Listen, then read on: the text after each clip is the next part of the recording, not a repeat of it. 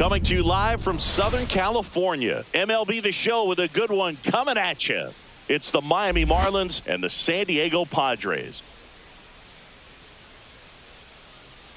First pitch coming your way next.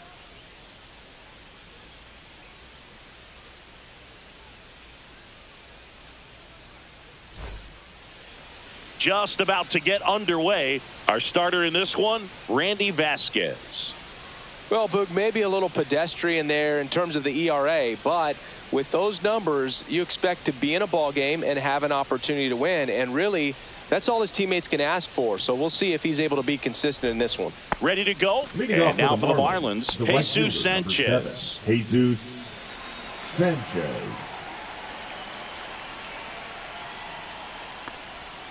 Sliced hard but foul. First pitch, 640.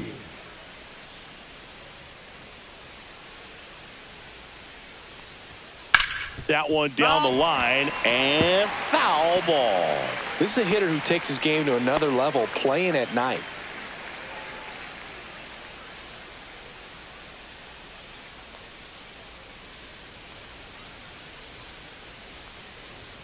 Swing and a miss. The velocity blasted it right past him. I'm not sure that was the exact location the pitcher wanted, but it worked. He got the swing and miss, and I'm sure a bit of sigh of relief after seeing that one go through the zone. And now Agustin Ramirez. Throw over to Cronenworth. Quick start here this evening. 2 out. Top of the first. Take a look at the lineup. Some power, but low on base and ranking towards the bottom in runs per game. Well, in this day and age, if you can't slug and get on base, that OPS has to be at a certain level. If you're going to produce runs, give your pitchers an opportunity as they're facing tough offenses as well. 2 outs, base is empty. Eric Wagaman, the next up for the Marlins.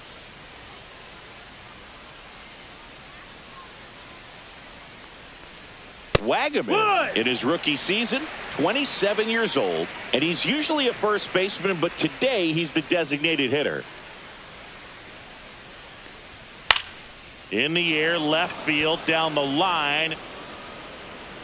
And that will drop foul. Some people say that first basemen kind of have the day off regularly because they don't run around a whole lot. But when you think about it, they are involved in just about every single play, and there's a lot of stress that gets put on their legs. So a well-deserved day at the DH spot for him. Outside, 2-2. 2-2.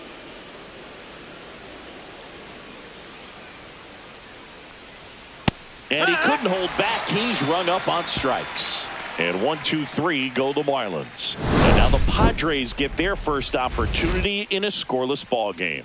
Back after this on the show. Back here at Petco Park. And on the hill, Tyler Phillips. What do you have on him, Siggy? Well, you can see his whip is a little above the league average. Not bad, but I think in this one, he's going to need to control that a little bit better. Try to limit hitters from getting on base.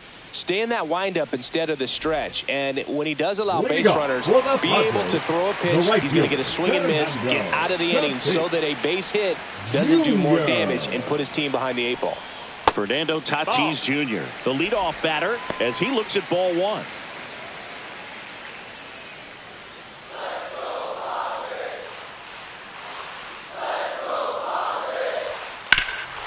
On the ground, and that one handled to first, and a quick out, number 1.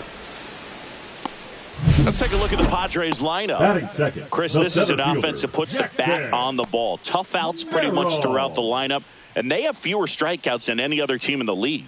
Yeah, Boog, and I just remember as a player, when you're going up against a club like this, it keeps you on your toes all game long because you got to make plays for your pitcher on the defense. And so an offense like that can really put some pressure on that defense. So they can swing the bats, put it in play, but I also think if they run the bases hard, it adds another element to their game. Jackson Merrill in the box now. No balls and a strike. Foul ball. You rewind and think back to those Giants teams that won 3 world titles. They were pretty good contact-based teams. Obviously, the Royals as well. It feels like it's swinging back a little bit towards there's an advantage to having some guys in your lineup that make contact. 2 down, bases empty. Manny Machado up to the plate. In the air, right side of the infield. And that lands in no man's land, a foul ball. 2 outs. Swung on, belted. Stowers. Long run. And an automatic double as it hops the fence.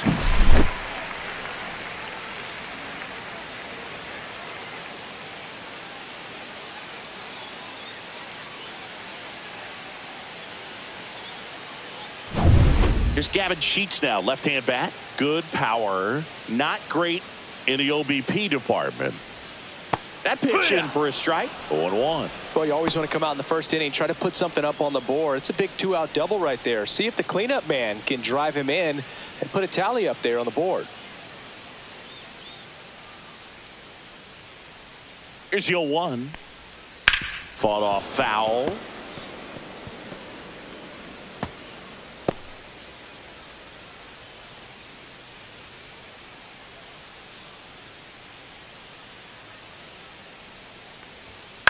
In the air, left field. Stowers turns to the right on the move and makes the grab. And that ends the inning. Padres leave 1, scoreless after 1.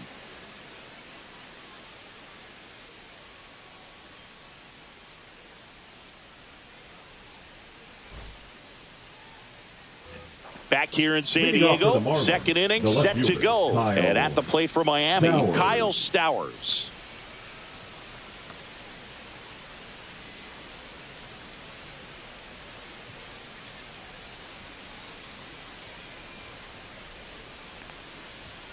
And immediately pumps in a strike to the left-handed hitter.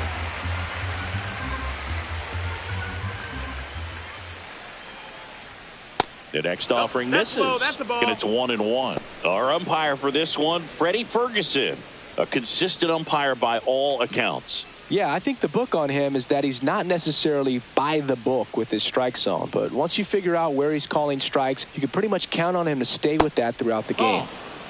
And that one is inside. What about an umpire's height? How much of a role does that play in your experience and what the strike zone is like? Yeah, I think it pushes the strike zone up a little bit, which, you know, as a former hitter, you like that. You wanted the ball up. You didn't want to have to deal with stuff down in the zone consistently. Ground ball to the right side. He'll do it himself. Leadoff man retired here in the second. As the game has moved along, we see more and more information supplied by teams about the umpires. I've been in clubhouses where they have pictures of all 4 guys, nicknames, hometowns, and as well hobbies listed, just so you can kind of small talk the umpire a little bit. That's a ball. That's great. Otto Lopez in the box with 1 away as he takes ball 1. Curve in the dirt. 1 out, bases empty.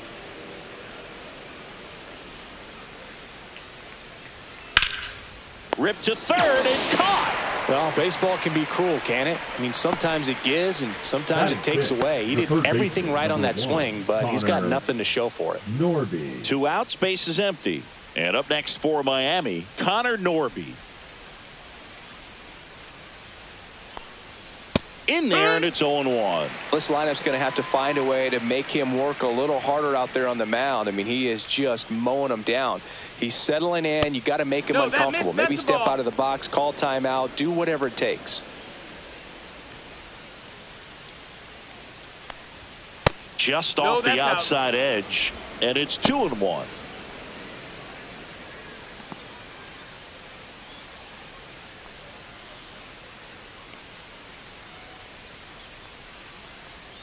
Outside corner, there's a strike.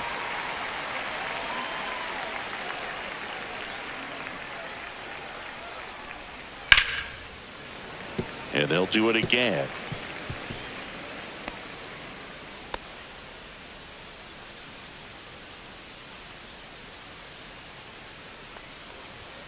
And now it's filled up. Count is full.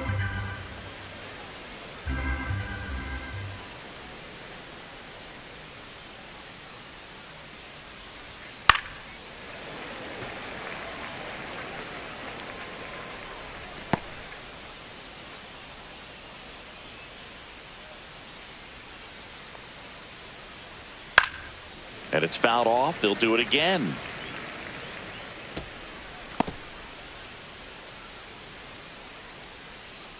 Two down, nobody on.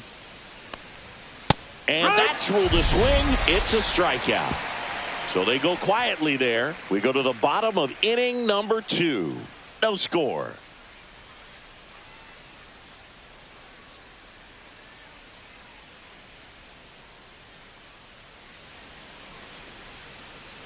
Bottom of the second. Here's Xander Bogaerts. He's already set a new career best for stolen bases in a season, Chris.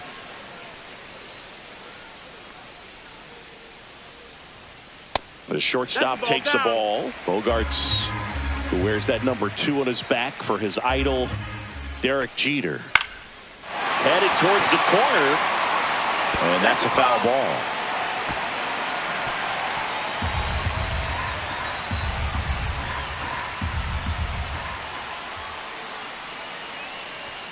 Check swing, and he went. And that is strike 2. 1 and 2's the count.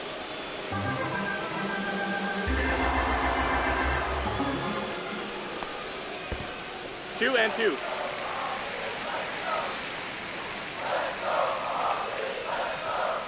Next offering misses down and away.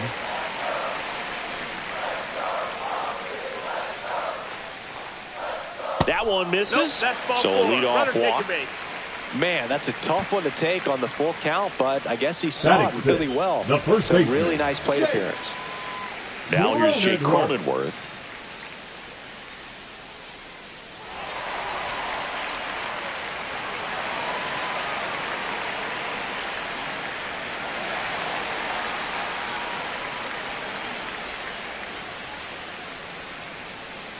Bogaerts on the go.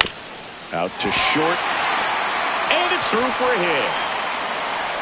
Throw comes in quickly, so even with the runner on the move, he holds it second. Well, clearly he was ready to hit right there. Not much to this one other than just a willingness to go the other way and put the ball in play. That's a team at bat right there. Nice job of staying back and letting the ball get deep. Runner in scoring position now and a good opportunity to push across the first run of the ball game.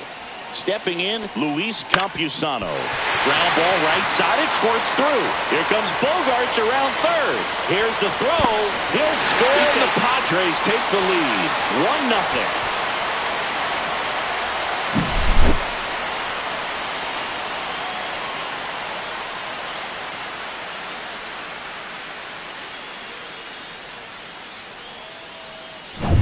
1-0. First and second, no outs. Here's the veteran second baseman, Jose Iglesias.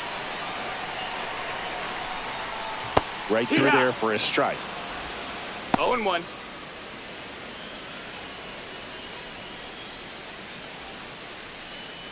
Traffic on the bases with one already in. Bottom half of inning number 2. Fouled off. He was late.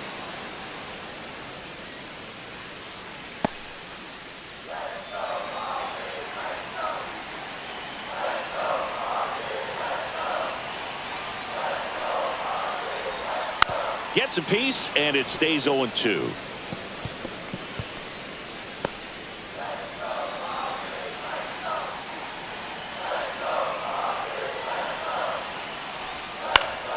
Spoils a 2-strike pitch, and he'll see another.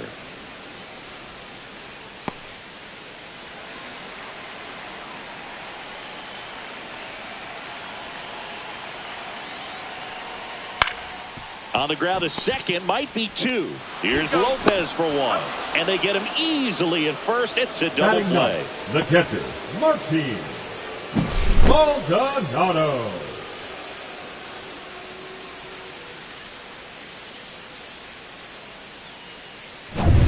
Martin Maldonado up to hit.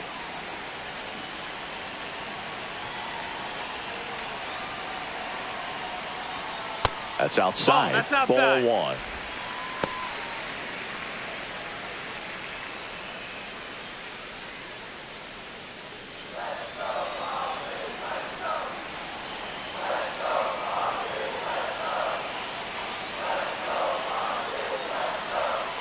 And that skips into dirt. Love how this guy grinds out at bats. I mean, he's down there at the bottom of the lineup in the 9 hole, but he's worked himself into a really good hitter's count, trying to pick up a 2-out RBI. 2 outs. And another ball. Fernando Tatis Jr. on deck for the Padres.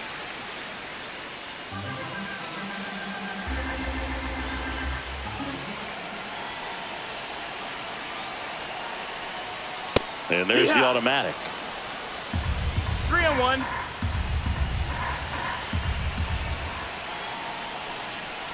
So now 2 on and 2 outs. Maybe a little loss of focus on the mound right there. Pretty much gifted him first Now base with a quick free pass. So the batting order turns over. So digging in now for San Diego, Fernando Tatis Jr. grounded out his first time up. That pitch gets the inside corner, and it's 0-1.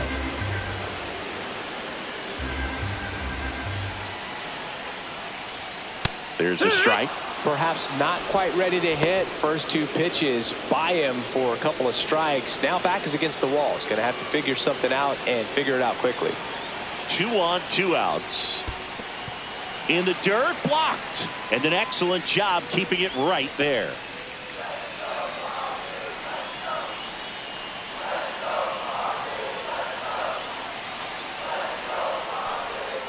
And a swing and a miss. And that'll keep more runs from coming in. Inning over. But the RBI single pushes across a run. It's an early 1-0 lead. You're watching Major League Baseball exclusively on the show.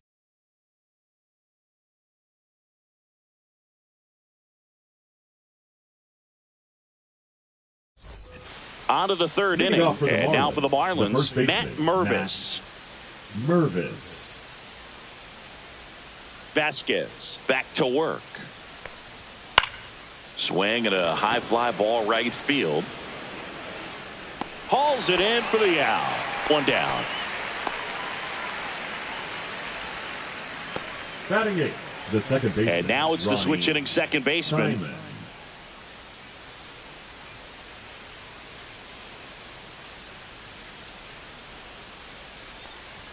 First pitch just misses.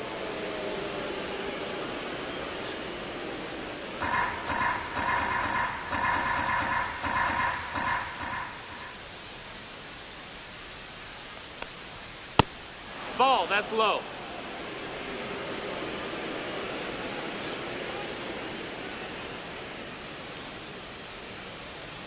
Next offering is fouled back.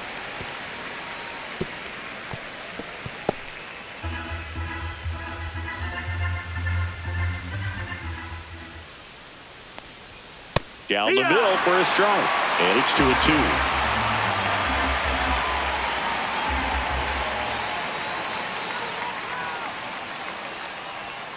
On the ground, right side.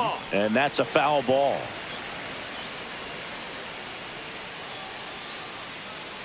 The pitch.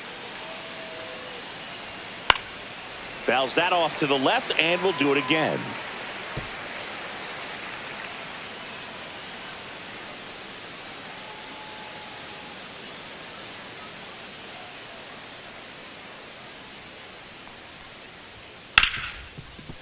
Hit hard on the ground to short. Throw pulls him off the bag, and he's safe. Well, I definitely think the speed down the line played a factor on that throw. He had more time than he thought, but as a fielder, the speed of the game and the speed of the runner sometimes can get in your head, and he just rushed it and failed to make a clean throw.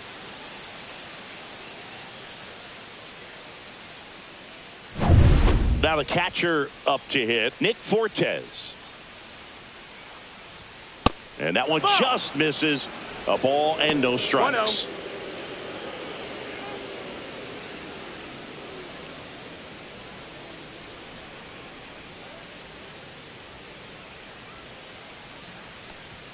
1-0. And that clips the inside corner. 1-1.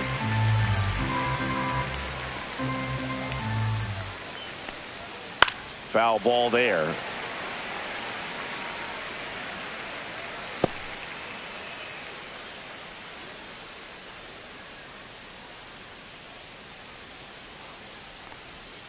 Foul ball, still a 1-2 count.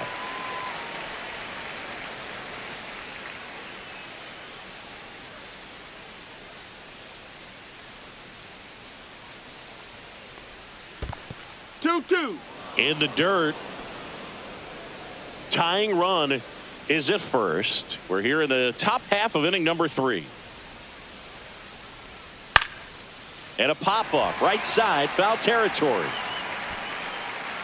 Cronenworth pulls it down, and there's 2 gone. That hanging breaking ball looks so juicy to the hitter, and nothing more frustrating when you miss that pitch and you pop out. He's going to have to think about that till his next at bat. Back to the top of the Miami order, Jesus Sanchez, the next up for the Marlins. 3-pitch strikeout last time up. Got to put up more of a fight in this one.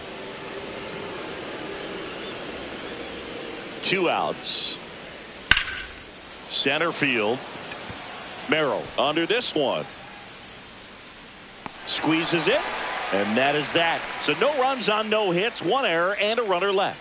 We move on to the bottom of inning number 3. It's the Padres 1 and the Marlins nothing.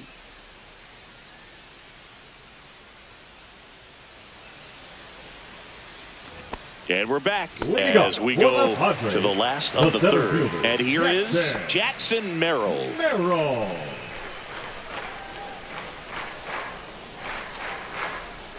And that misses. That's a ball. And that is ball 1. 1-0.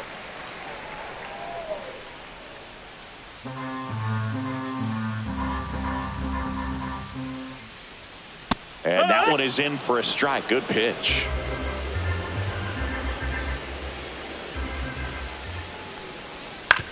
On the ground to 3rd. 1 up, 1 down. The 3rd baseman, number 13, Manny Machado. Here comes Manny Machado. Doubled his first time up.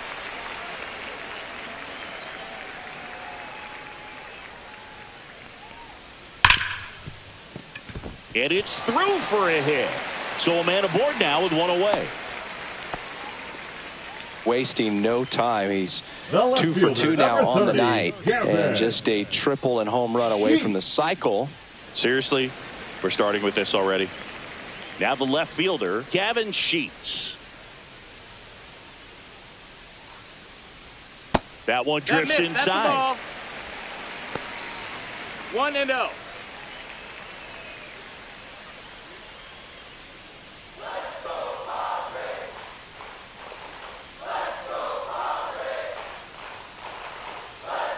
Runner takes off.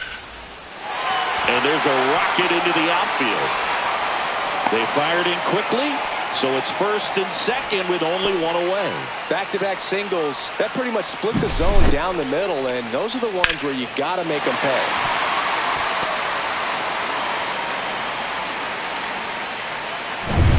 And a dangerous hitter coming up to hit in Xander Bogaerts. He reached on a walk his first time. In the air on the infield. And the infield fly is called.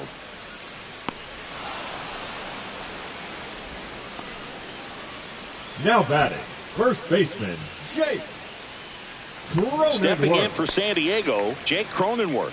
1 for 1 with a single so far.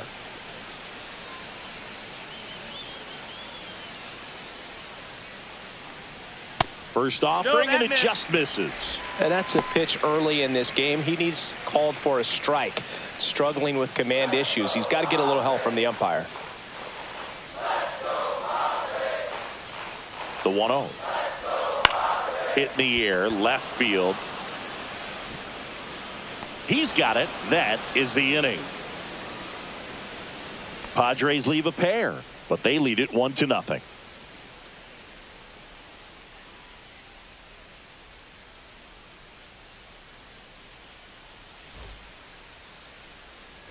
And welcome back to the ballpark. Now the number 2 hitter, Agustin Ramirez.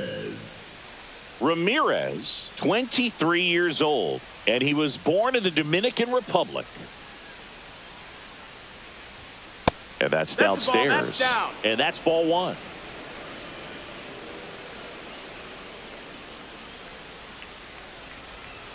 Late with the swing there. They just threw that fastball by and elevated, and if you're not looking up in that location, very difficult to catch up to, especially with that velocity. Next offering misses. 2 balls and a strike.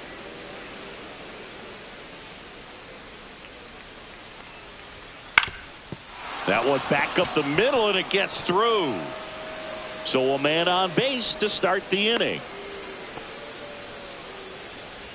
Now batting, designated. Once you get the ball by the pitcher, there's a lot of base hits up the middle, even on ground balls. So a nice job to use that big hole and get himself a hit. Now here's the Marlins DH, Eric Wagaman.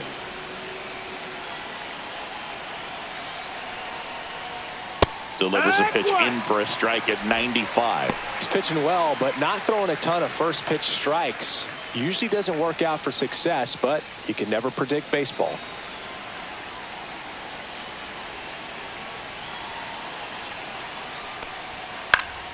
And that is out of play. With 2 strikes, may see some movement over there at first base, trying to stay out of the double play right here.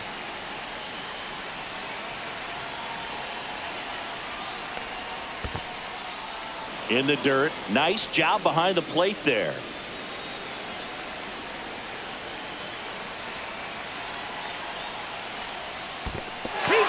Swing and a miss. Struck him out. No advance. Good job behind the dish. Well, that's a curveball that people like to describe as a hammer or Uncle Charlie, and you can see why. It's not a looping slow curve. He throws it hard, and it gets plenty of bite on the end.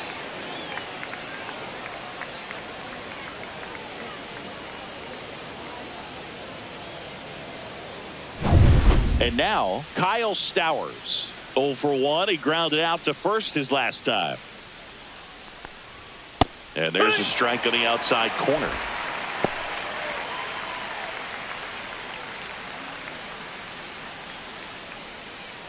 Ramirez at first, 1 gone. That one close, ruled a ball. And that's ball 1. Good spot there, but didn't get the strike at the knees, and doesn't seem too convinced by the call out there on the mound as he tries to get a better sense of the umpire strike zone. Ball to strike. The pitch. Pulls that one foul. Man at first, 1 away.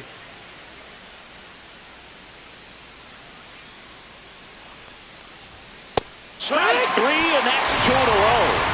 Oh, interesting. He's looking very comfortable out of the stretch after giving up the leadoff single. Back-to-back strikeouts, so they haven't been able to move that runner up, get him into scoring position, and try to have a better chance of scoring. I tell you, good job so far on the mound. He just needs 1 more out. Otto Lopez, the next up for the Marlins. He's 0 for 1. You talk about elite defensive players, especially in the middle of the diamond, and this guy is at the top of the list. And you played behind guys, and they loved having your speed out there defensively. One of the things that we talk about is how much pitchers enjoy having those elite defenders behind them. And that's off the outside edge, and it's 1-0. Boog, and the one thing about that is speed never goes in a slump, and defense shouldn't either. Hitting-wise, you can struggle, you can lose your mechanics, but the thing that you can do consistently every single game is play great defense if you're talented in that way, and this is what this guy does.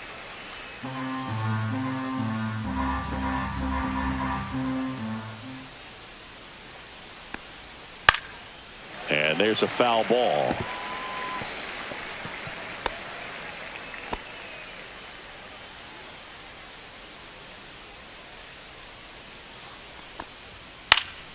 In the air, left field, Sheets. And that is that. 1 left for Miami, still behind by a count of 1-0.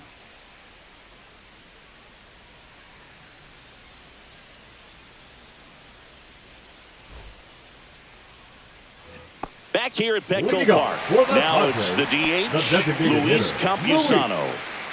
Campusano. There's the strike.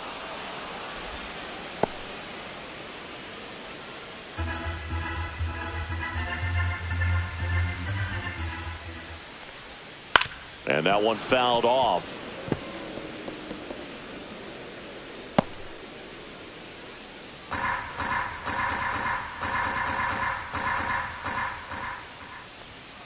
Gets a piece there. We'll do it again.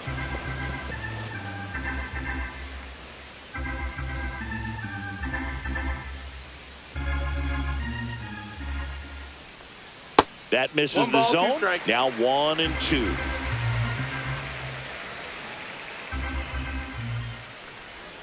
And there's a ball. 2-2.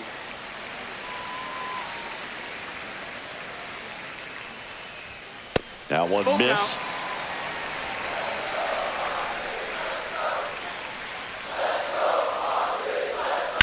Slice to right. And that's just foul.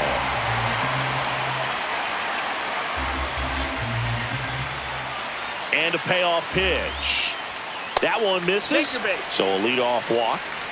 What a battle. It's not always easy laying off a Now 3-2 batting, pitch, and I second tell you what, baseman, he Jose. earned that walk. Next for the Padres, Jose Iglesias. He hit into a double play his first time up.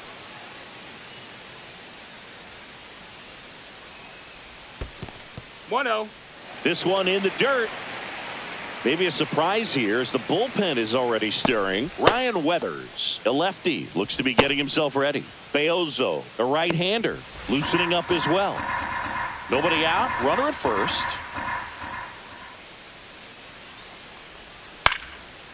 Down the left field line, base hit. Lead runner holds up. They're at first and second with nobody out. Well, that's one of those knocks where you almost batting, expect to get some catcher, jabs from your Martin. teammates when you get back to the dugout. There are a lot of Maldonado. nicknames people have attached to hits like that. Blooper, flare, duck snort, lawn dart, etc. But whatever you want to call it, it's a knock. And those are the ones that'll make you smile as a hitter just about every time. Now the Marlins manager out of the dugout, and he'll make a move to the pen. Tyler Phillips done for the night, and that's an excellent job from the reliever in the starting role today. Gave him some length. Back with a new arm after this. Now pitching for So the Miami. Marlins go with a new arm. Number Jansen 89. Jump. Still pretty early in the ball Jansen game, so this bullpen Jump. has some work ahead of them. Best case scenario might be if he can come in here and get several quick outs, kind of bridge the gap that starter left for him. First and second, no outs. Martin Maldonado getting ready to hit. Ball one, no strikes. You know, these Padres One ball, doing a no great strike. job, Boog, of just waiting for the right pitch to come their way, and I'm seeing very patient at-bats out of them. They've worked 3 walks already, so that proves they're not anxious up there. They're sticking to their game plan, and it's working. Swing and a ball hit out towards left center field. Stowers hauls it in, and there's one away. Now batting, right fielder Fernando Tatis Jr. So the San Diego batting order turns over. Fernando Tatis Jr. the next up for the Padres. I'm curious how he decides to attack on the mound. This guy at the plate has been great hitting under pressure That's this year. inside. And the Ball. first pitch misses for ball one. Fernando Tatis Jr. signed by the White Sox 2015 for $700,000. And then eventually moved in the James Shields trade in June of 2016. There's a strike at the knees. And it's 1-1. Runners at first and second with one gone. We're here in the bottom of the fourth.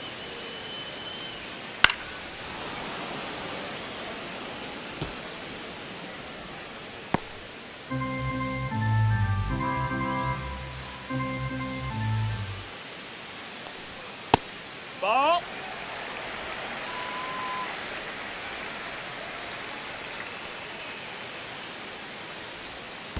And 3. Swing and a miss, struck him out. Nothing happening on the bases, though. Now Chris, batting, as we look back the at the center pitch fielder, sequence, he Jackson hadn't seen that curveball at all. How tough is it to adjust to something like that with a bunch of break when you haven't had a look at it yet? Yeah, I mean, you're dialed up for something firm. You never want to take a called third strike as a fastball, so you're going to be a little anxious before you recognize the pitch. And right there, clearly didn't see what was coming. Next to hit, Jackson That's the Merrill. ball. That is upstairs for ball one.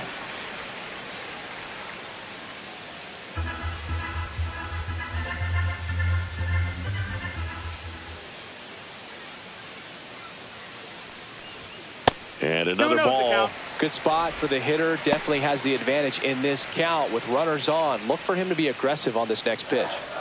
Campusano, the lead runner out at second. Iglesias on at first with 2 down. Hey. 2 balls, 1 strike.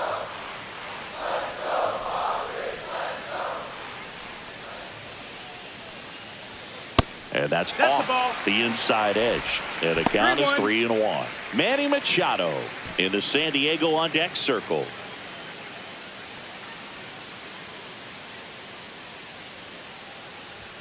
And now it's filled up. This guy's got such a good sinker. As a hitter, you've got to look up in the zone. If you look down, you're going to be chasing stuff in the dirt. In the air to left center. Stowers on his way over. Drops into the glove. And that is the inning.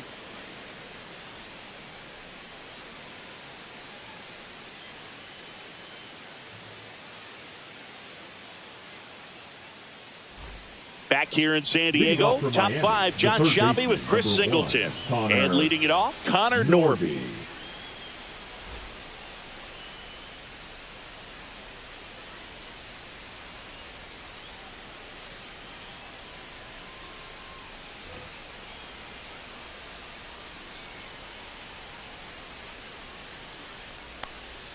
And there's a curve through for a strike. You know, these Marlins, from what we've seen, I think it's fair to wonder if they've been too patient at the plate. Sometimes it's a good thing, but today they're continuing to fall behind in the count, and that's adding a ton of pressure to their offense.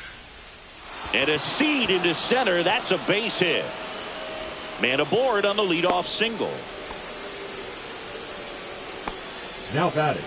Only 2 hits allowed so far tonight, Boog, so I don't think that one will disrupt his momentum all that much. You know, he's really been on top of his game, commanding his pitches all night long. Matt Mervis, the next up for the Marlins. Flied to right his first time. And that drops in for a strike.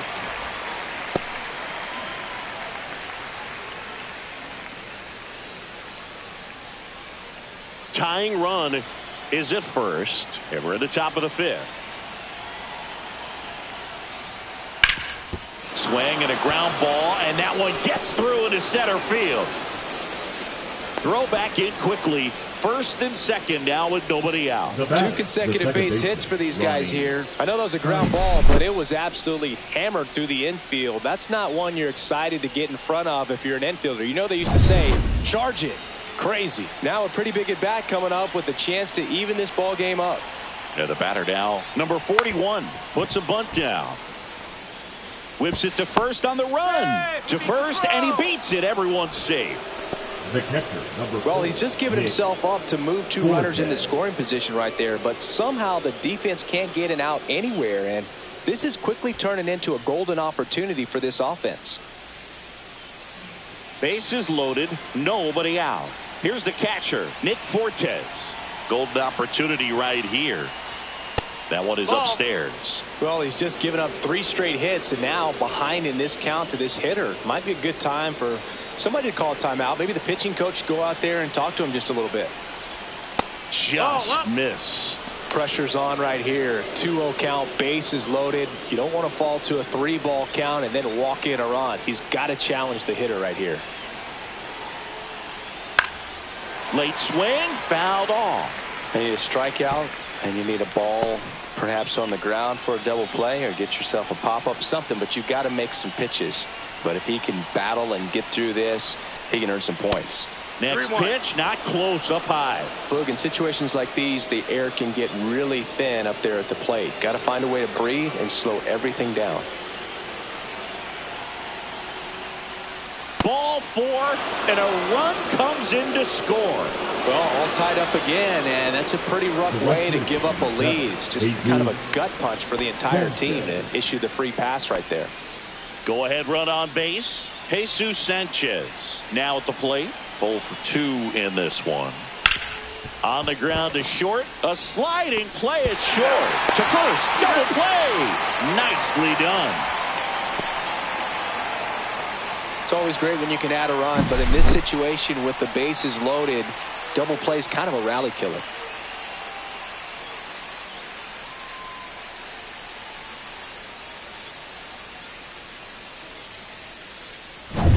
And at the plate for Miami, Agustin Ramirez. Pitch misses. Ball 1.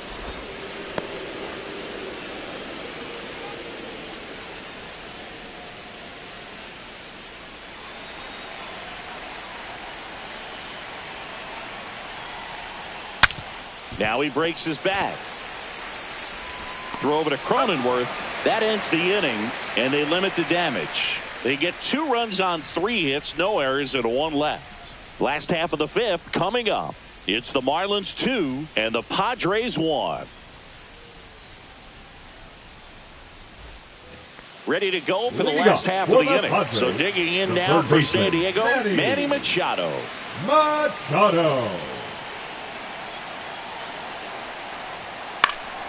Turned on, but foul wide of third. Pretty good pitch there to take a rip at. He wants to get his arms extended. He likes the ball away from him a little bit, just not able to square it up.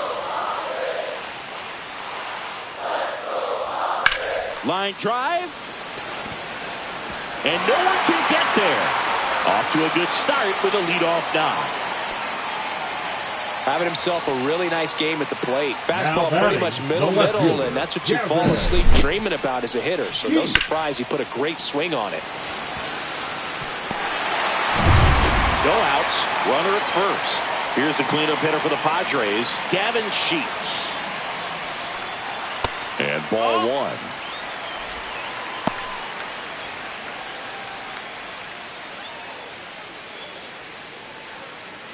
Machado gets his lead at first. Nobody out.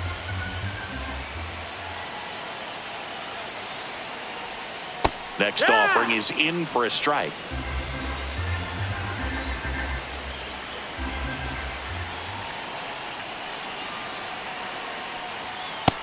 Ball. That's up.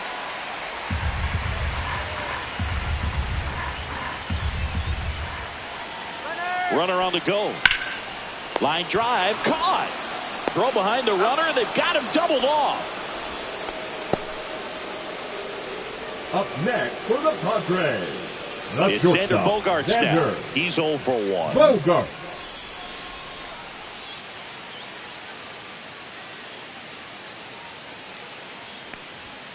And that is in for a strike. 0-1.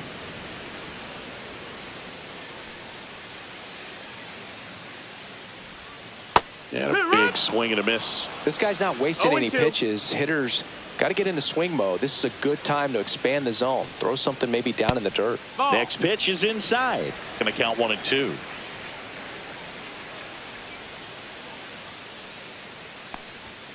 And there's a ball. Really good take, especially with 2 strikes. 2-2.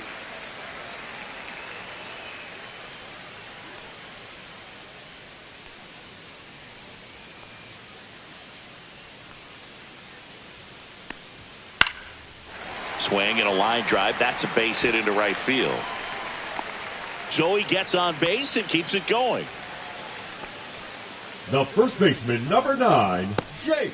Stepping in for San Diego, Jake Cronenworth. He has singled and he has flied to left.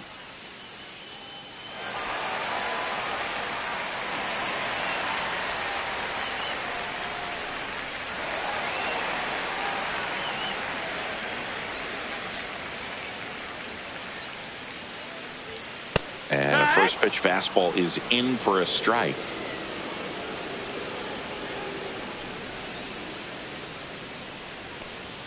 Ball 1 there. 1-1.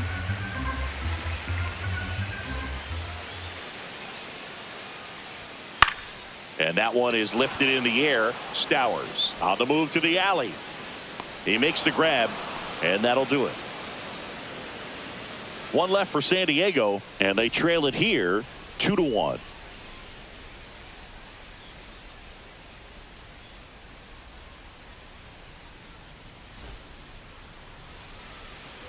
All set for the top of the 6th. And now the DH, Eric Wagaman. Miami, the designated hitter, Eric Wagaman.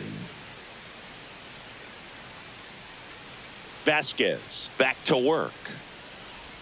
That's in there. Strike 1. Movement in the bullpen. Nick Pivetta, the veteran right-hander, appears to be loosening up. Reynolds getting cranked up as well.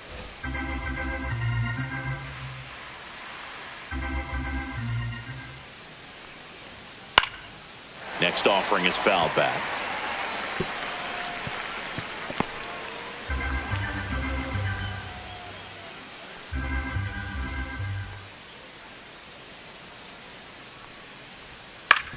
ground ball left side. Oh, great grab on the dive. And they get the out. Manny Machado has the arm strength of a pitcher, but the athleticism of a position player. Great diving catch right there. Knows he has plenty of time with that cannon of an arm.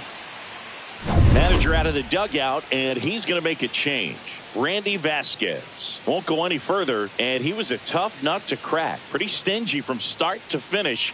Back with the new arm after a quick break.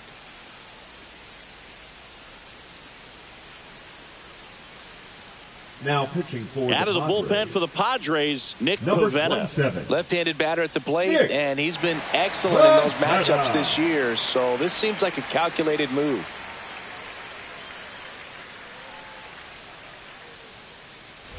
Here's the cleanup hitter for Miami, Kyle Stowers. Just missed. You know, the first manager to ever win a game here at Petco Park was Tony Gwynn. Yes, Tony Gwynn. They had a college baseball tournament here in March 2004, and Tony managed San Diego State to a win. Next offering is in for a strike. Base is empty, one away, and we're the top half of the sixth.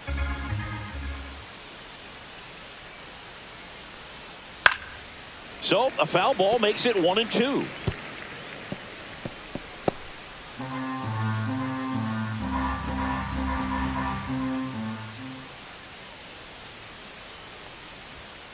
Swings and misses, struck him out. Well, when you commit to throwing an inside fastball to your glove side across the strike zone, especially with two strikes, if you're going to miss, you want to miss off the plate in. You do not want to leave it out over the heart of the plate. So that was excellent execution on that pitch. Really tied him up, and he couldn't get a piece at all. Lopez stands in now and watches strike one.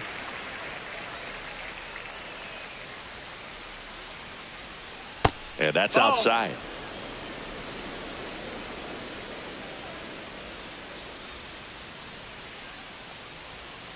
And that's in the dirt.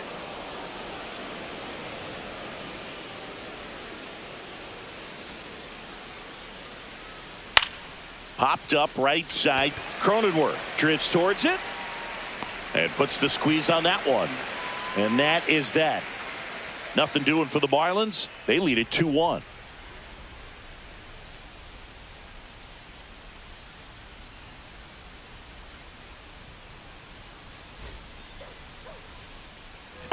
And we're back. Bottom of the sixth. Digging in, Luis Campusano.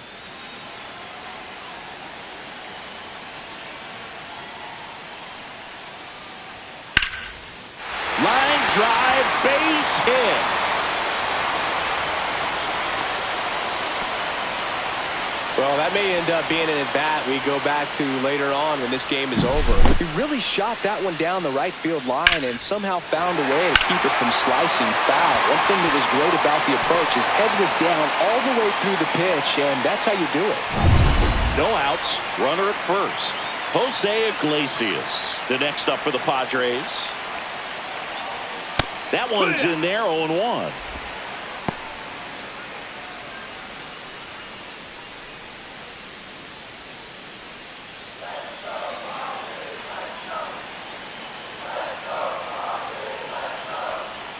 Got the bat going too soon. It's strike two. No ball. Activity in the bullpen. Ryan Weathers, the young lefty, looks to be getting himself ready. With the tying run on at first here in the bottom of the sixth.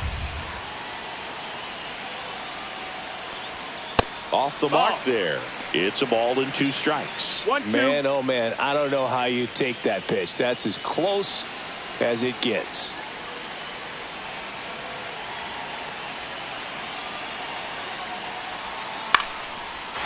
Swings and lines a base hit into left field. Throw back in quickly. First and second now with nobody out. Didn't exactly square that one up, but sometimes you don't have to. Nice line drive to the pull side right there, but he didn't spin off of it. That's the key. You still have to extend through the baseball in order to hit a line drive like that. Martin Maldonado, the next up for the Padres. Swing and a miss. It's 0-1. No balls, 1 strike.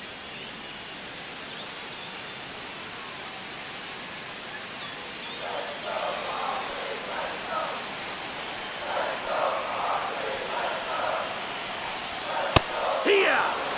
Getting a little frustrated with the strike zone.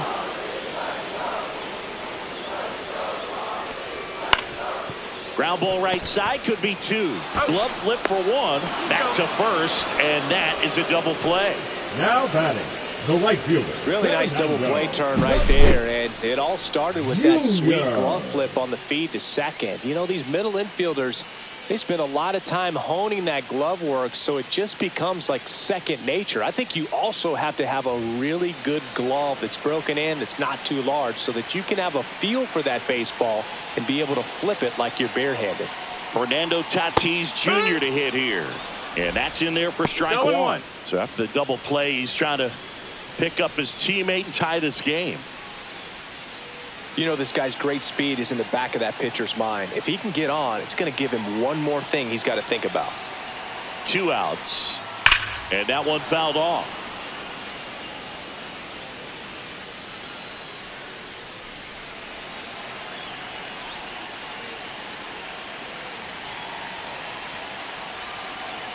The 0-2.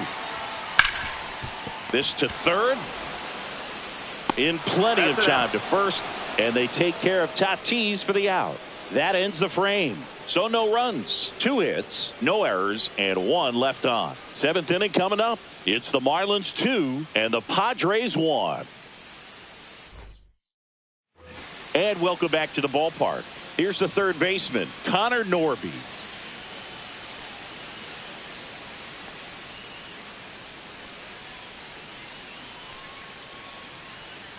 Pivetta goes 6 feet 5 inches, 32 years old, and he was born in Canada.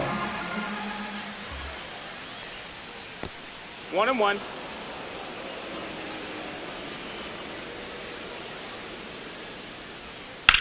That's towards center.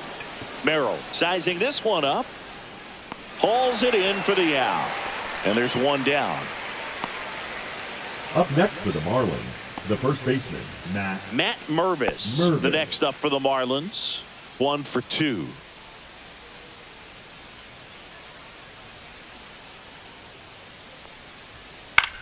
Swing and a pop-up.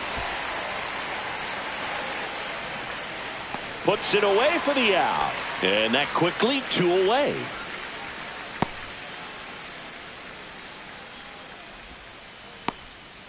Here's the second baseman.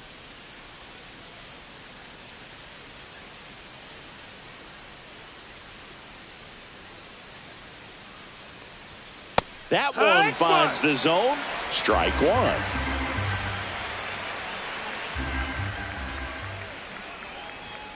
Fastball is outside.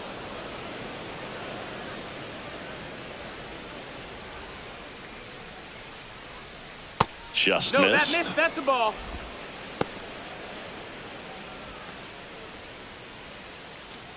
Two out, space is empty.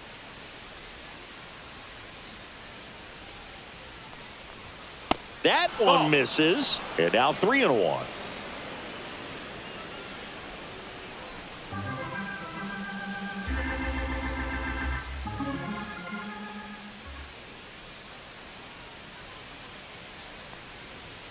And he chases a high fastball there. I wouldn't throw him another breaking ball. Try to go again with the fastball, slightly elevated. He just is having a hard time catching up.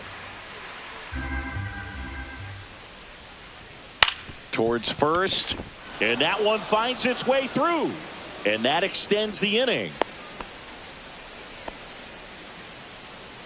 The catcher, number 4, Nick Fortes. And now the catcher comes up to him, Nick Fortes. First pitch misses.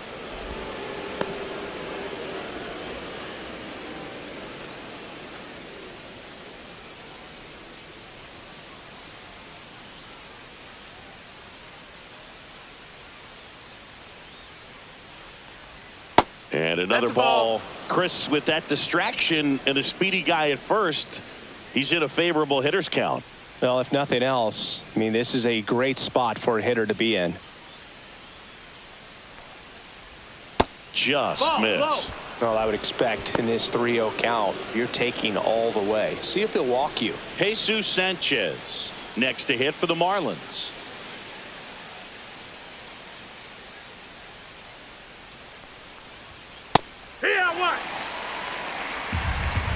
1-1.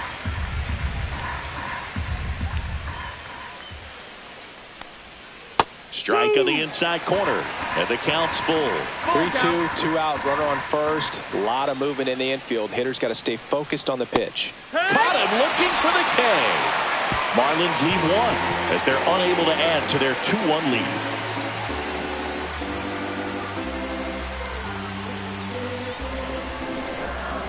Now pitching for We're back in a new pitcher here to start the bottom of the 7th. Ryan Weathers. These are the spots relievers really make a name for themselves. Late and close.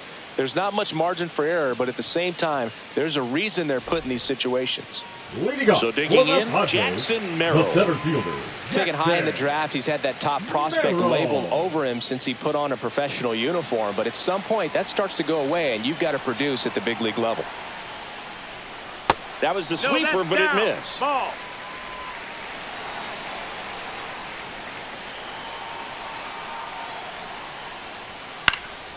Yeah, that's fouled off.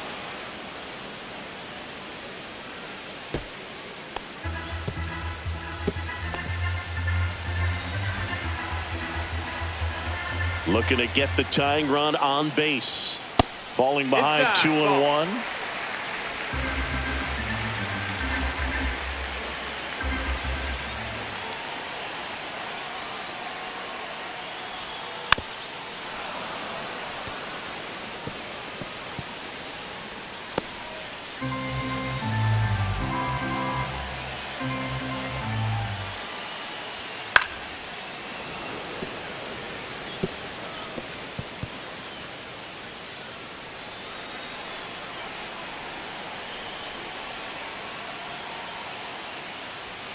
And that one upstairs.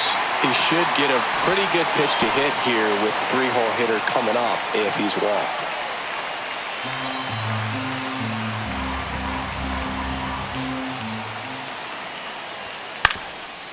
Ground ball up the middle. Sneaks through, base hit. And that puts the tying run on base. Well, that was an important at bat in this game, so a great job there, stepping up to the challenge. Timing on the swing was good, able to shoot the ball up the middle. Didn't square it up as much as he probably would have liked, but that's a good approach paying off. And now let's see if they force some action with good wheels on the bases. Here's Manny Machado, 3 for 3 with 2 singles and a double. And Manny gets a piece. If you're a base runner, you got to stay dialed in here. Look for anything in the dirt. Try your best to get into scoring position.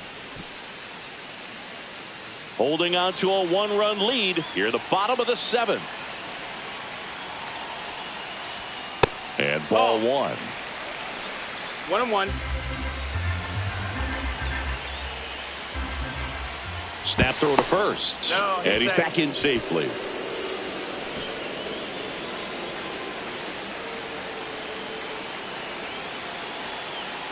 The 1-1. That missed. That's the ball.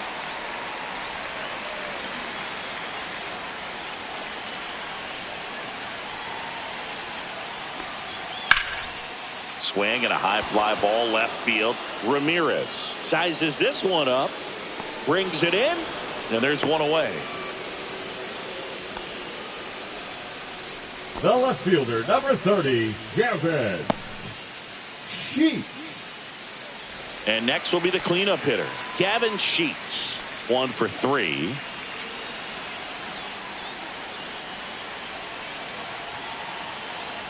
The kick and the pitch. Runner goes. There's a ball. Saved at second, and he easily steals the bag. And the tying run is now in scoring position. Well, it seems like 90 feet is such a big deal in a tight one-run game like this one. Maybe it's a little bit risky, but they felt good about it, and it paid off. Let's see if they can turn this into a big run. So the tying run at second. Swing and a foul out of play. A little tardy on that fastball. Is going to have to get it going a little quicker. Get that front foot down.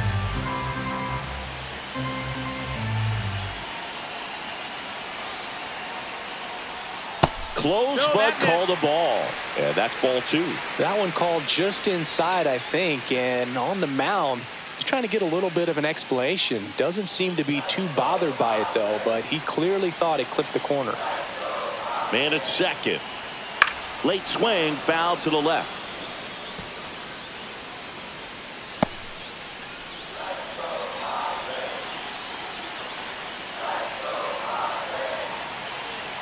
Now all even up. Battling here as he fouls it away.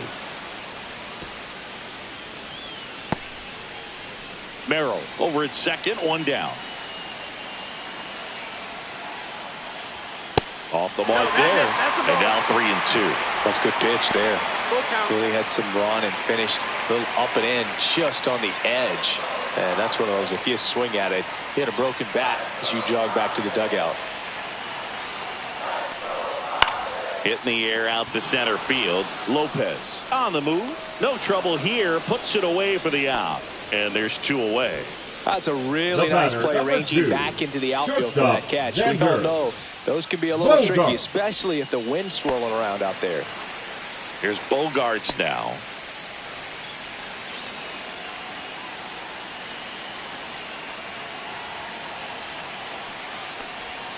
First pitch, and he just misses.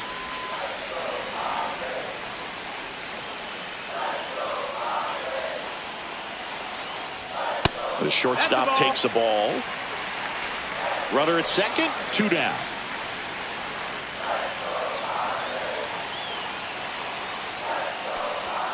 And another ball. Good pitchers make pitches in big situations, and right here with the middle of the order hitter up, runner in scoring position, he's got to find a way to throw a quality strike.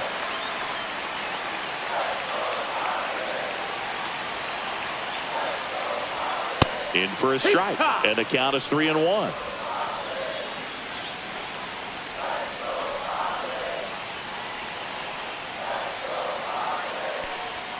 And that's in there at the knees. Count is full.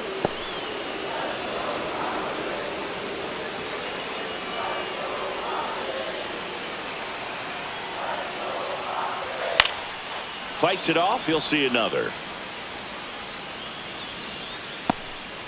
2 outs and 1 in scoring position. And ball 4, 2 aboard. Take your base. Walks out of the bullpen can absolutely kill your momentum very The quickly. They're in some hot water 9. trying to protect this lead. First and second, 2 outs. And now the first baseman, Jake Cronenworth. This is what stat nerds like myself might call a high leverage situation. Yeah, Boog, not sure what the numbers say, but clearly an at-bat that could change the course of this game dramatically. Went with a sweeper for the strike.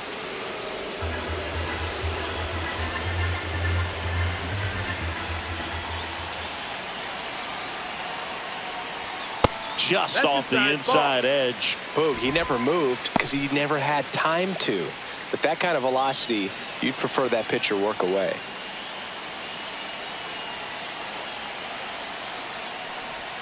And downstairs. It's a big opportunity right here, but I love the way he's slowing the game down. He's shrinking his zone, making sure he gets the pitch that he wants to hit. High in the air, out to right. And that will end the inning. 2 left on. We look ahead to inning number 8. It's the Marlins 2 and the Padres 1.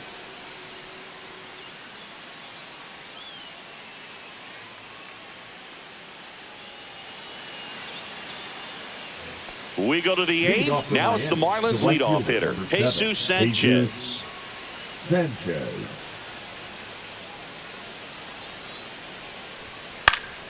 Swinging a foul back. That's out of play.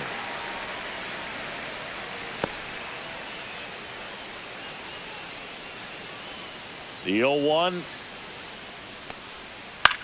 Cut on and lifted in the air. Sheets on the move to the gap. And there's 1 away.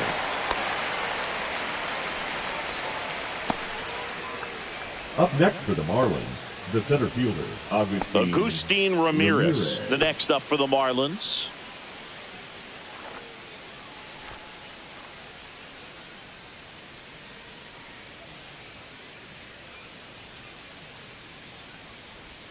That one's in there. That's strike 1.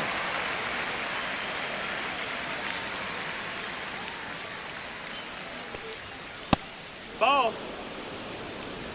1 ball, 1 strike.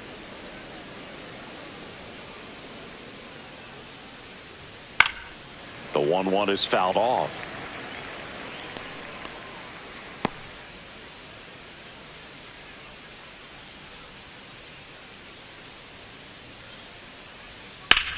And foul ball.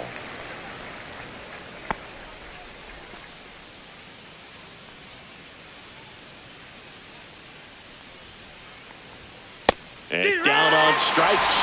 That K is his 3rd of the game.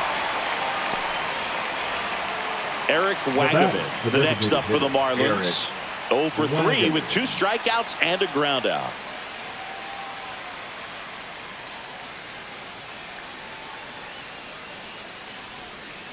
And first offering is fouled off.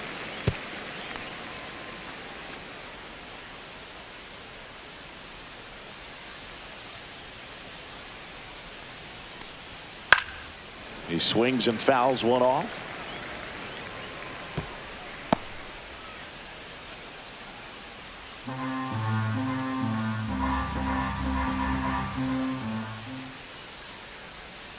That one misses. 1-2. And the count 1-2. Man, this has been a real important inning in relief. I mean, so far, they've been doing a great job holding that deficit at 1. That to right. Tatis after it. Pulls it down and he makes the catch. And that is that. No runs, no hits, no errors. Last half of the 8th coming up. It's the Marlins 2 and the Padres 1.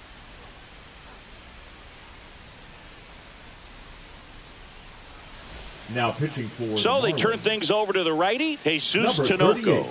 Well, the best relievers Jesus love the opportunity to come in Tinoco. and protect a tight lead late in the ball game. Some of them are just wired different, so we'll see what he's got here. Well, one-run Leading up game. for the Now the Padres, DH for the the Padres, designated hitter, Luis Campusano. Campusano. First pitch Ball. doesn't find the zone.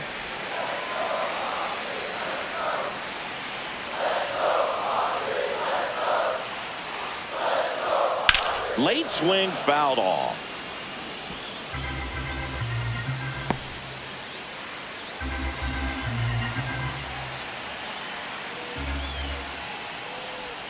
In the dirt, 2-1. ball 2.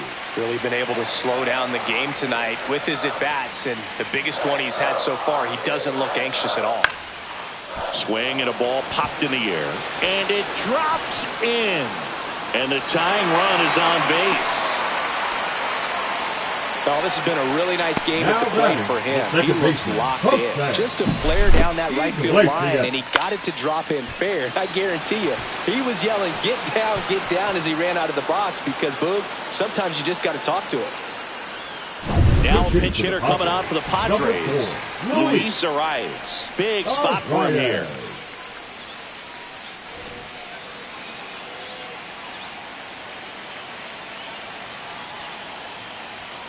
Hammers that one. Curling down the line and foul.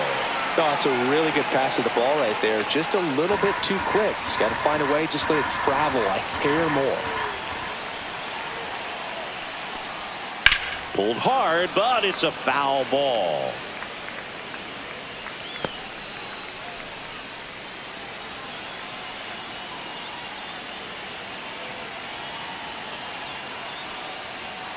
Stays alive.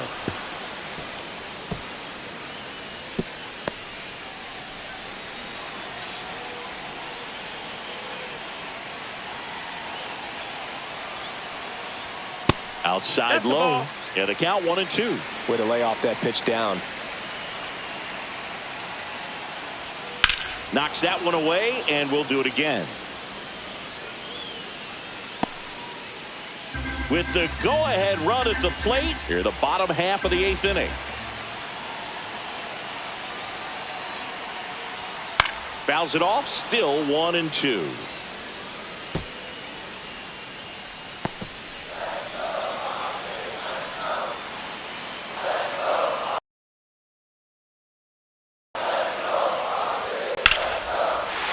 To the right center. Should be extra bases. Lead runner touches second, headed for third. Coming home. The throw is offline, and he's in to score. We are tied at 2. One of the hardest things to do in the game, to stay mentally and physically ready for the big opportunity, and he came through for his club right there.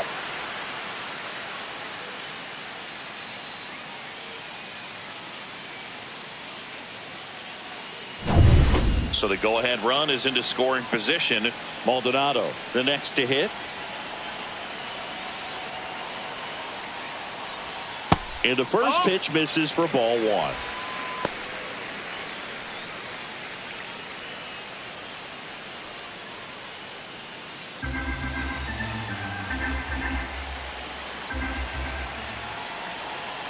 Man at second.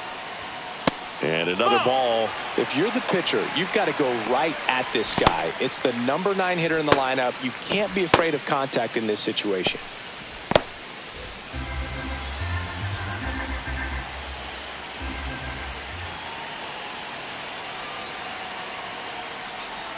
Just missed.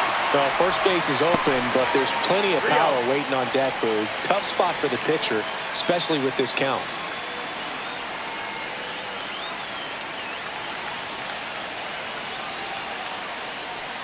And ball 4, 2 aboard.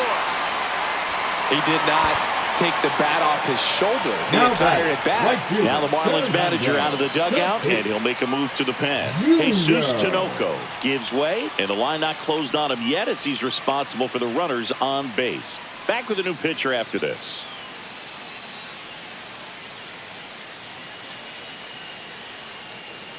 Now pitching for New Miami. pitcher for the Marlins, Ronnie Number Enriquez. Well, he's been a really Ryan tough guy to take deep Enriquez. this season.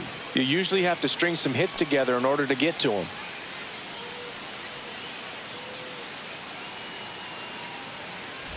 First and second, no outs. Fernando Tatis Jr. the next up for the Padres. 0 for 4, 2 strikeouts, and 2 groundouts. And ball 1 to the right fielder. You can expect this hitter to be looking for something on a tee. He can get up in the air and untie this ball game.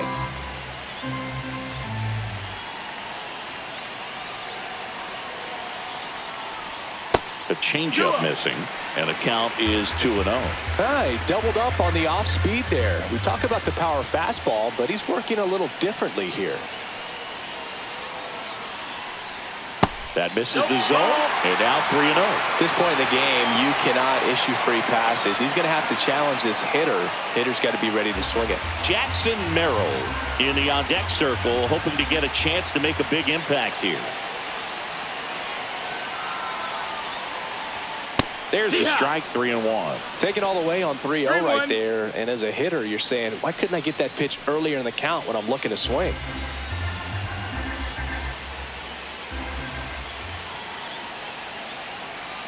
Tatis waits. Now it's belted. Deep to left. Way out of here. Home run. And now they're out front. It's 5-2. Listen to these fans. This place is absolutely buzzing right now. You can feel the energy all the way up here in our broadcast booth.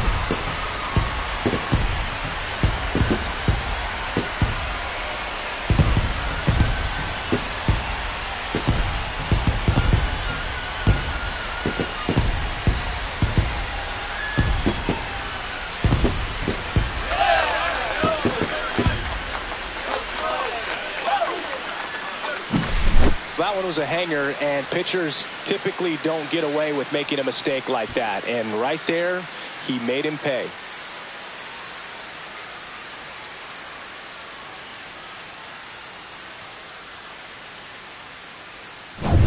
And now the center fielder, Jackson Merrill. Popped up first base side.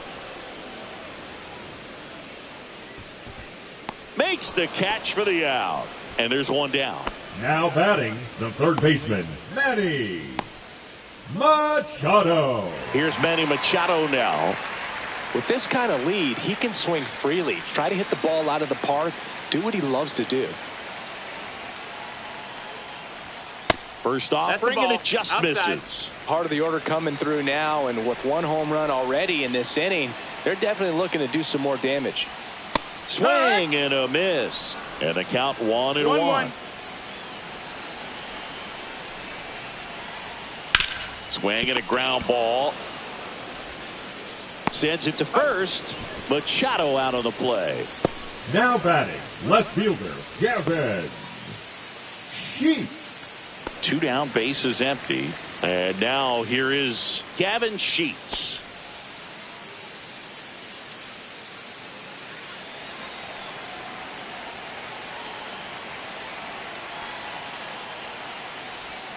That's outside. No, that's out. Ball 1.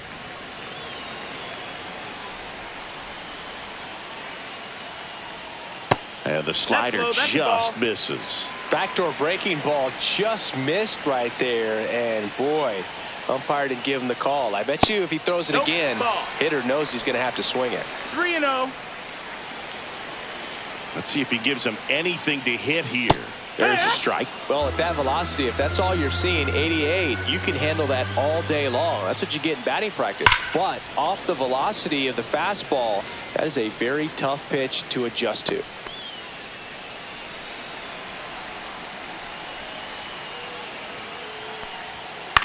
Swing and a high fly ball left field. Stowers. And that is that. So a 3-run shot for the Padres here. Last chance coming up here for the Marlins.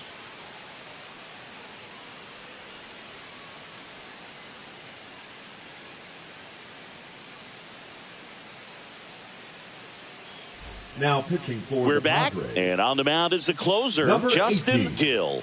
A chance at his Justin first save of the Dill. year.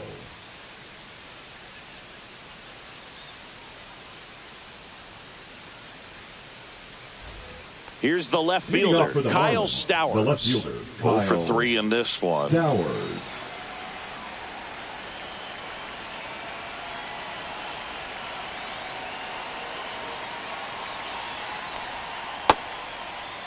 Check swing of the first pitch. Look down to third. He did not go around.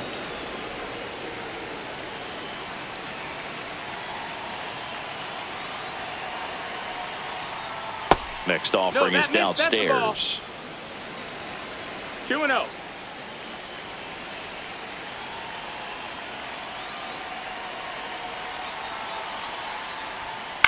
That one fouled off.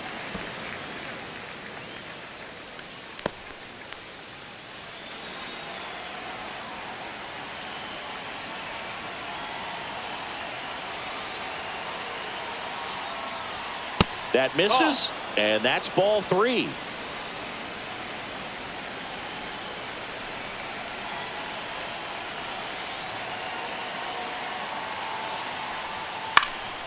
In the air, foul off first. Corrals it. 1 away. The batter, number 6, short Otto Lopez. He's 2 outs away. Otto Lopez, the next up for the Marlins.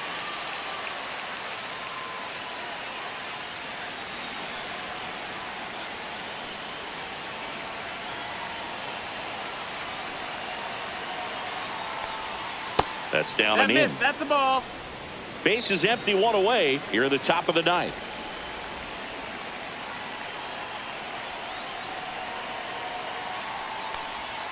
Next pitch in for a strike, and the count 1-1. 1-1.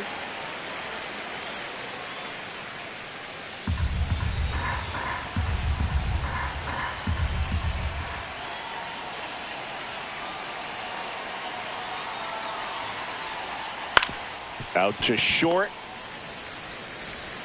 Handles, throws to first. 2 up, 2 down. That play won't be trending on social media later on, but it's still important to execute it to perfection. This game is a lot harder than it looks, partner.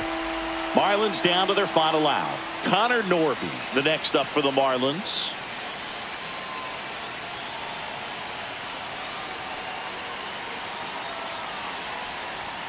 And a first pitch fastball is in for a strike.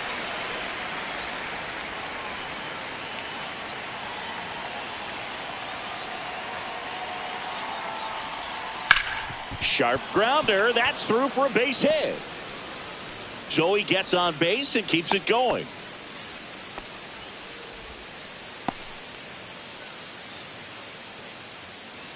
And here's the first baseman, Matt Mervis.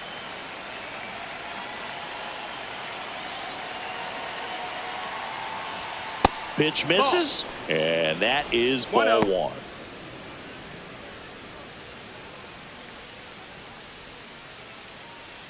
Norby off of first with 2 away.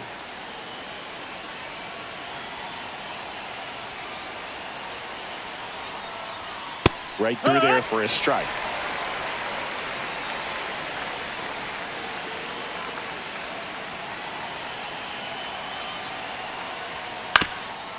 Up the middle. Oh, he gloves it. And what a play. Ball game.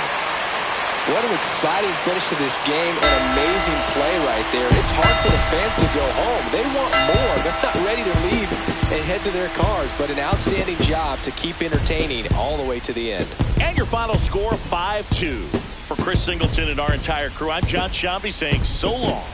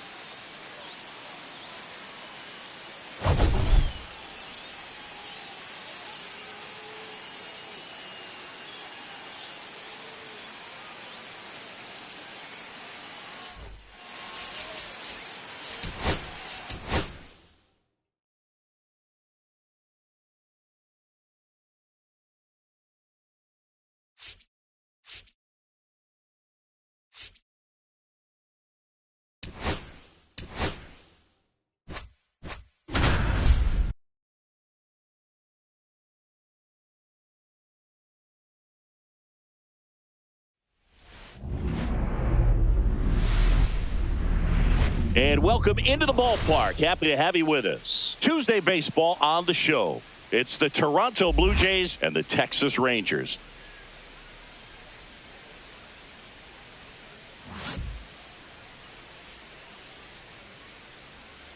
First pitch coming at you right after the break.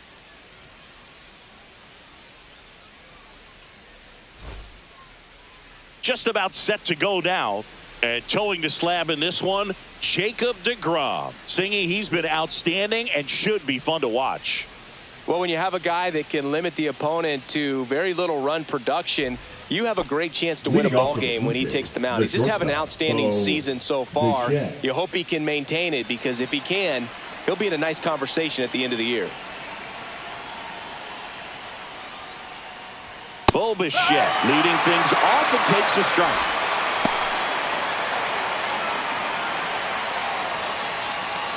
First pitch, 7:06.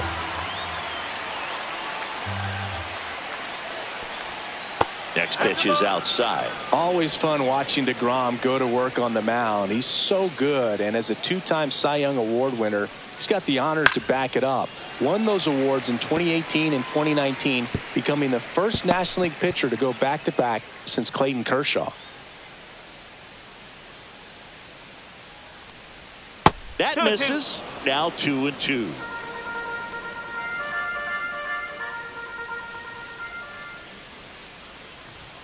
And a good eye there. Really good take, especially with 2 strikes.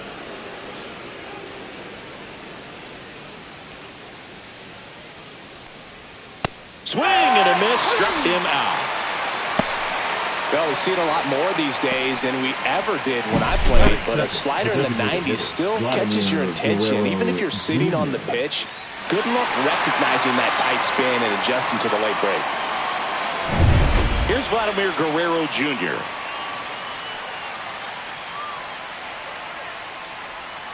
Ball 1 low. I love the fact that we've seen both Vladimir Guerrero and Vladdy Jr. win the home run derby. They're the first father-son duo to ever win it. Vladdy back in 2007 and Vladdy Jr. in 2023. Even though his dad didn't give him any advice for the event other than to go out there and hit home runs.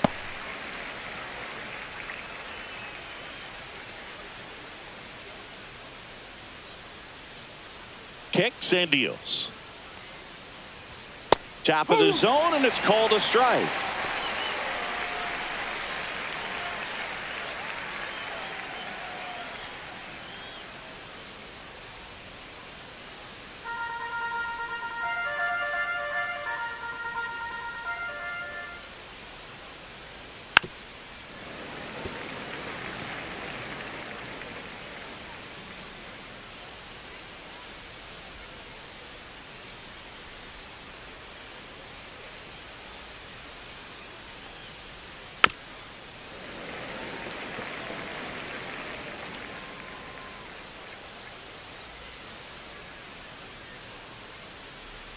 The wide, the kick, and the 1-2. Strike three, and that's 2 in a row. Well, there appears to be no problem settling in on the mound out there today. It looks pretty tough to start this one, punching out the first 2 hitters of this ball game. And somebody's going to have to put the bat on the ball, put it in play, and get something going. 2 outs, base is empty. Now, Dalton Varsho. And the pitch is in for a strike. And it's 0-1. Varsho measures 5 feet 8 inches, 28 years old. And he's one of the few players in Major League Baseball born in Wisconsin. That one off the mark. And 1-1.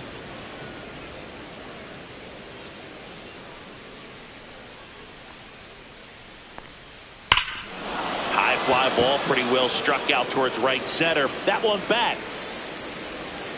And it's gone. His 9th homer of the year, and the Blue Jays have the lead now. It's 1-0.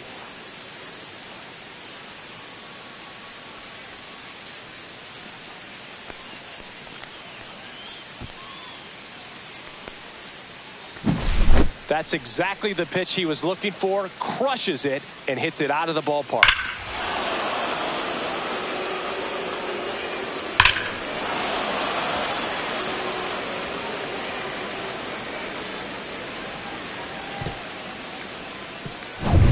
Base is empty with 2 away. Alejandro Kirk next up for the Blue Jays. And there's the strike.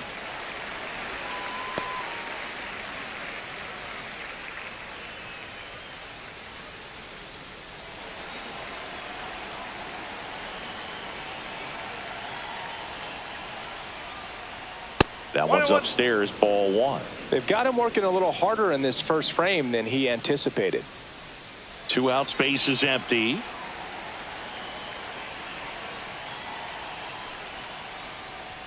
Way high.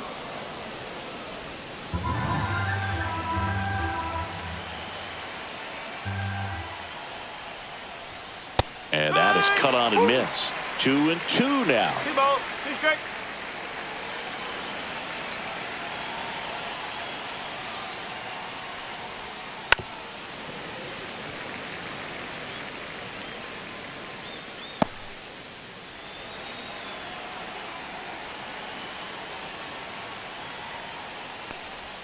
That one just misses. Recognize that changeup right out of the hand. Just spit on it.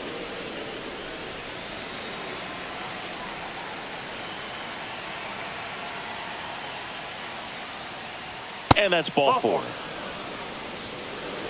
It's been a little bit of a shaky inning, but he's still in a good spot to get out of this thing without giving up any more runs. He's just got to turn the page and go after this next guy. Anthony Santander at the plate. First pitch misses.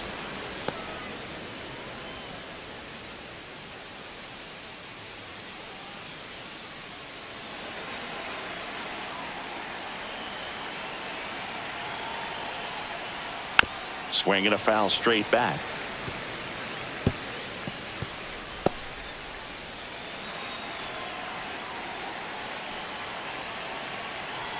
The 1-1.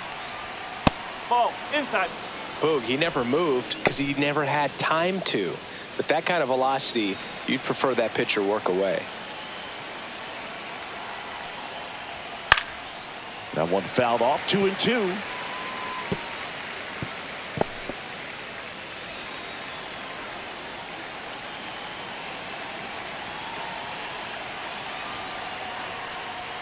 And that's down and away. Great RBI spot here. Just got to stay focused on the pitch. The runner will be in motion, so something in the gap should definitely score it. So now 2 on and 2 outs. 2 walks in the first has to be some cause for concern. I mean, you're talking about a guy you want to pitch deep into the ball game. It's not going to help with the pitch count right there. They can't afford to hand out 3 bases at this rate. Now here is Addison Barger. That's in there. That's strike 1. At this point, the clean inning is over. Got to settle in, focus on the hitter, and get out of it with minimal damage. Next offering is in for a strike. Perhaps not quite ready to hit. First 2 pitches by him for a couple of strikes. Now back is against the wall. He's going to have to figure something out and figure it out quickly. Fastball is outside. Too close for me, partner, to take that 0-2 fastball, but for whatever reasons, he let it go by. He's still in the at-bat. I don't think he'll let the next one go. Got him. Good job at damage control right there. Jays open it up with a solo homer. It's now a 1-0 ball game.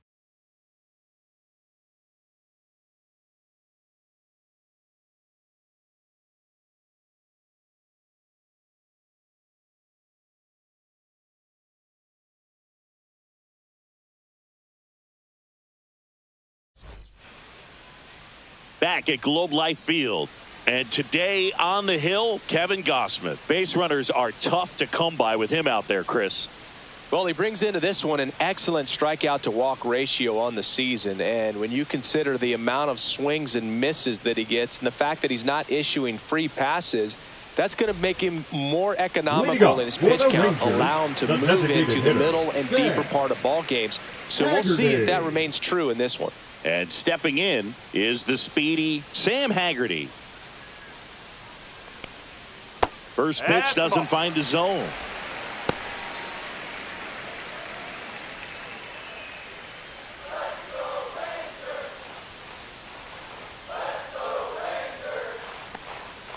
Got it started a little too early. Strike 1. Strike.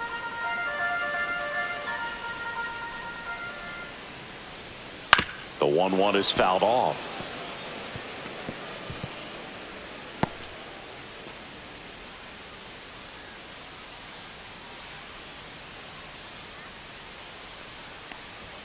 And a ball evens the count.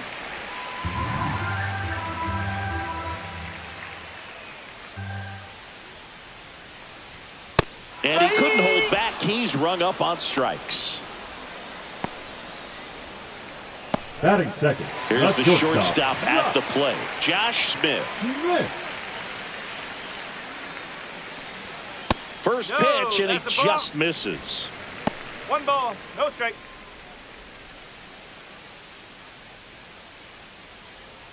One out, bases empty.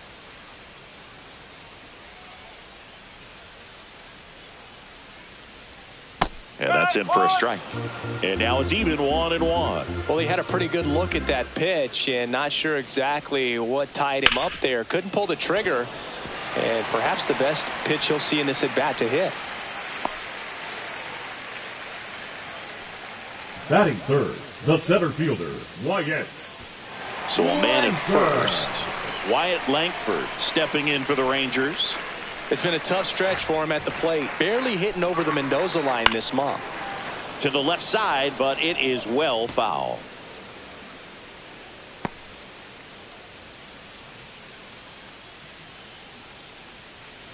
Smith stands at first with 1 out.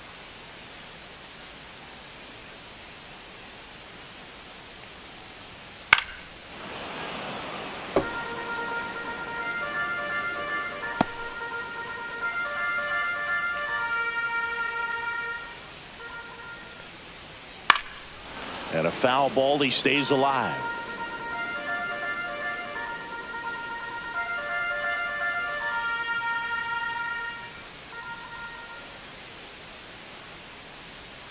That one not close, and the count is 1-2.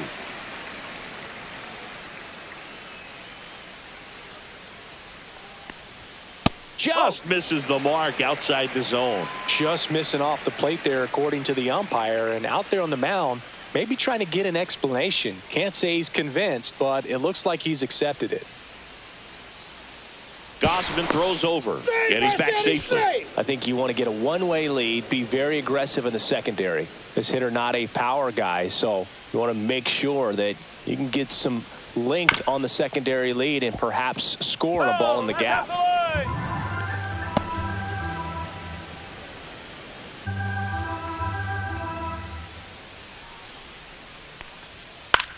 Headed towards the corner.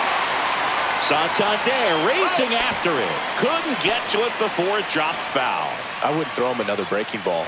Try to go again with the fastball, slightly elevated. He just is having a hard time catching up. Fouls it back with 2 strikes. 9th pitch of the at-bat due next.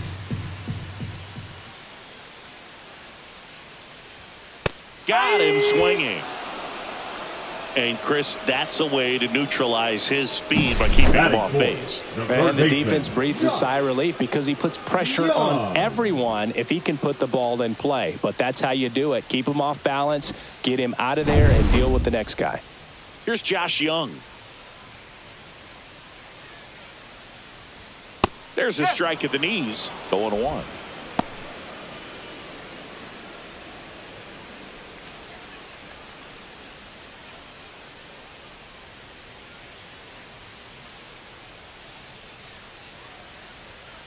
No.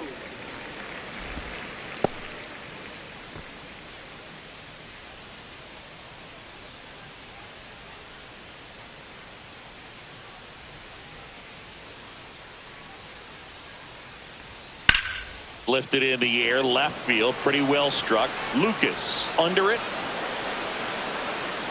And the inning is over. Rangers leave 1, and it remains 1-0.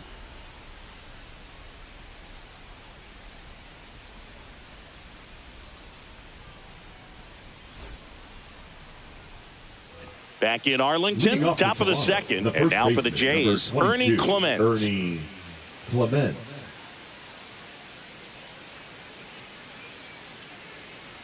DeGrom back to work. And the first pitch misses for ball 1.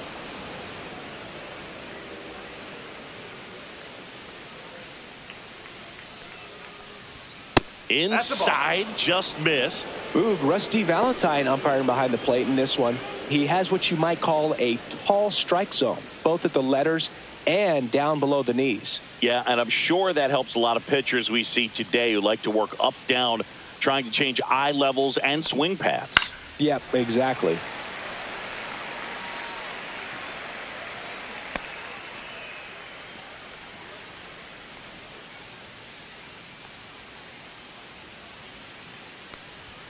Swing and a miss, 98 on the gun.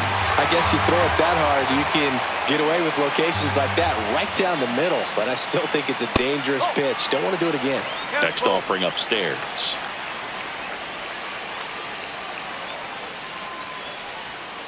That one misses, so a leadoff walk. Batting it. Now it's the second baseman, Michael Stefanik.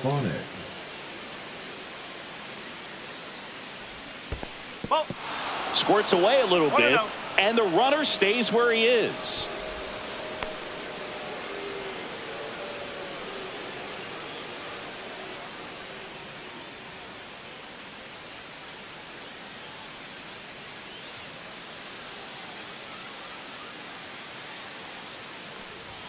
A swing and a miss, and that's strike 1.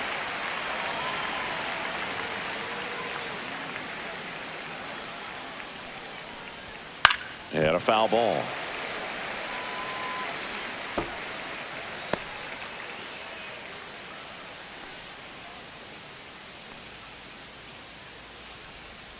And a swing and a miss. Down on strikes.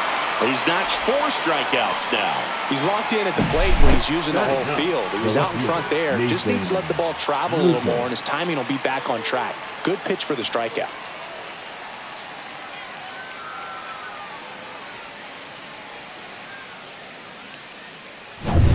And the batter now, Nathan Lucas. Out towards right center. That's well struck. And it's a one-hopper off the wall. Should be extra bases. The run scores all the way from first. And they take a 2-run lead. Puts a run on the board and picks up an RBI. Challenged him with a fastball right in the heart of the zone, and he was clearly ready to jump all over it.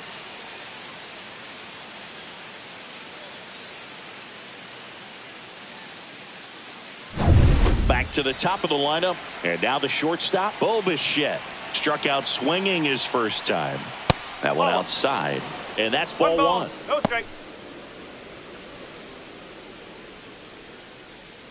Still in the second, already at 44 pitches, so some concern there.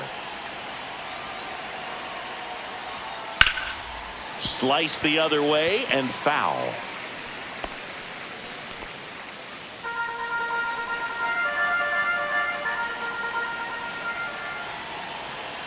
Here's a 1-1. Slapped hard the other way, but foul.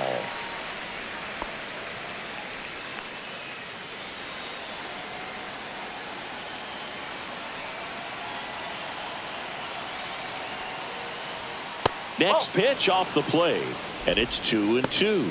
The only adjustment he needs to make is his target. If you aim at the outside corner, that slider's going to end up way off the plate. Perhaps look a little more down the middle, and you get it right where you want it. Just misses, and the count's full. It's a tough pitch, but in terms of the best pitch you're going to get to hit in the at-bat, that fastball was down enough where you're going to catch up to one. That's the one. When he elevates, guys aren't touching it. Designated hitter Vladimir Guerrero Jr. now struck out looking his first time.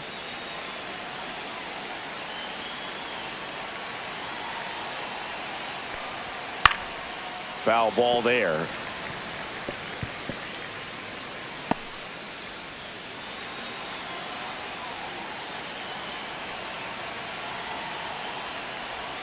Check swing. Did he go? Yes, he did. No ball. Strike. Traffic on the bases with one already in here at the top of the second. On the ground, 2 ball. Off balance speed. There's 1 to first, not in time. Great effort there. Tough play right there. Didn't really have enough time to set his feet and make a strong, accurate throw. Had to rush it, but he got it off, and he got it there in time to get that out at second base. And now it's Dalton Varsho. He's already homered in this game. Knee high. That's in for a strike. 0-1.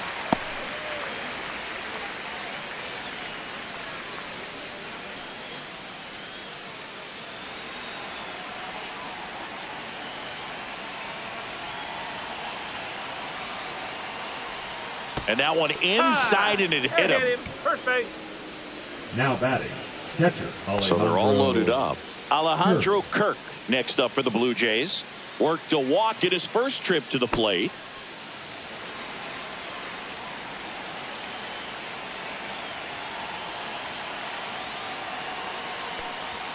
Right through there for a strike. Tough situation right here. So important as a pitcher to get ahead in the count as he did right there.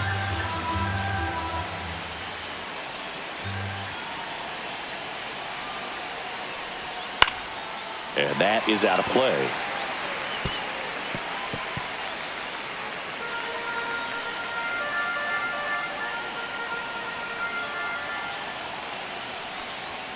And that's outside. Now 1-2. Lucas, the runner at third. Guerrero over at second. Varsho at first. 2 out of the inning. Got him! Now 5 strikeouts for him on the mound. Well, this guy competes hard. We see the emotion there. I love it. Great job of getting out of the jam.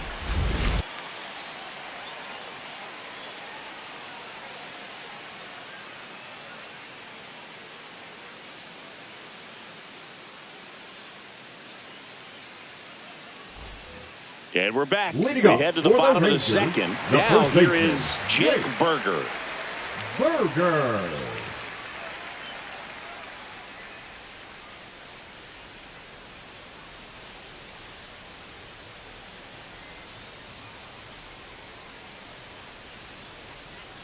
Not 1-0. close with that one. 1-0.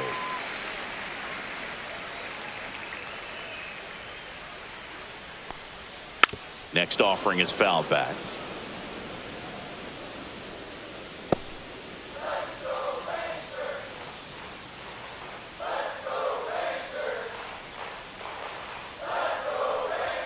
Swings through that one for strike 2. 1-2.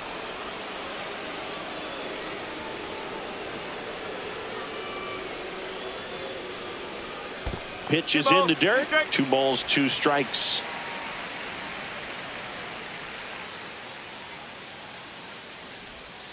And that's Okay. outside.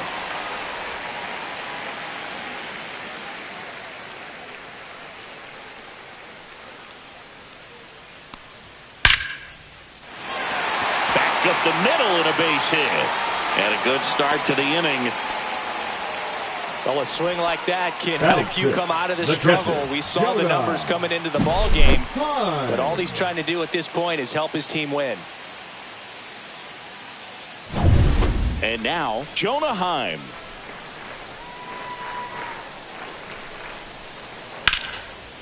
Base hit center field. Just kind of sliced that one into center. Waste no time there. Just a Batting cookie fifth, down the the left middle. I fielder, mean, those are the ones you dream Alejandro. about. Ones in the cage, you're just hoping you get in the ball Ozuna. game. Right down the middle, not a whole lot of velocity, right on top of it. Alejandro Ozuna stepping in for the Rangers.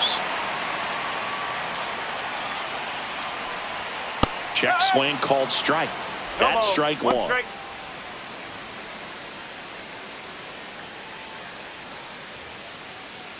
First and second, no outs. Bottom half of inning number 2. And that's a strike.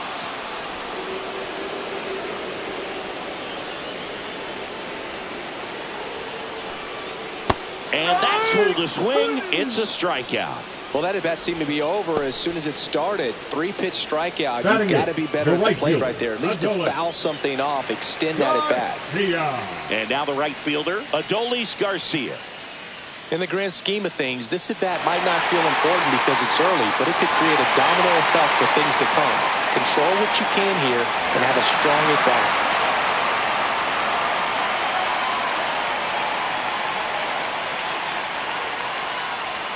Fastball is outside.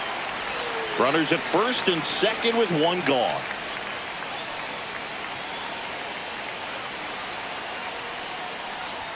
There's a strike. 1 ball, 1 strike.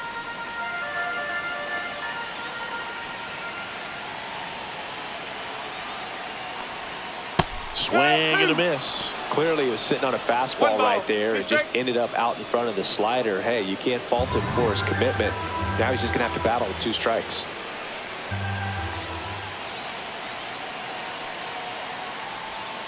Ball.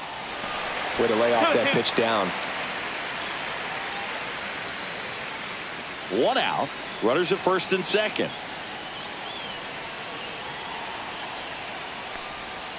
He goes down looking.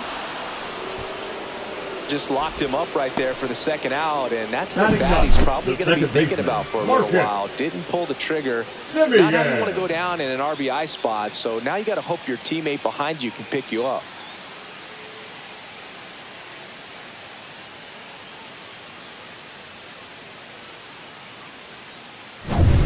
Here is Marcus Semien. Close one, doesn't get the call. Ball 1.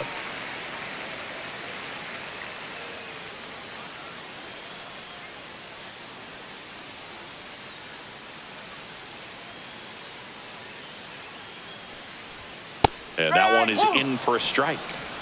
2 aboard, 2 outs.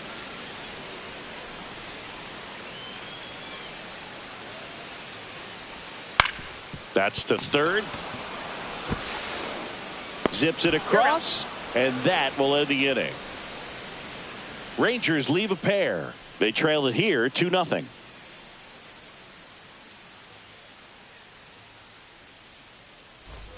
And welcome back to the ballpark. Toronto, and right now fielder, it's going to be Anthony Santander.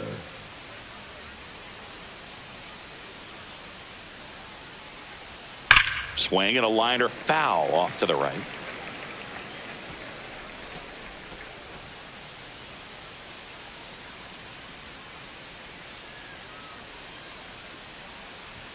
That's outside. And the count even 1-1.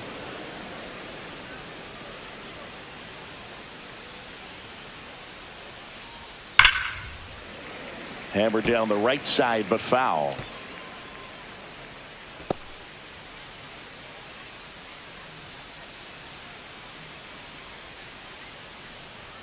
Next pitch is outside. 2 balls, 2 strikes.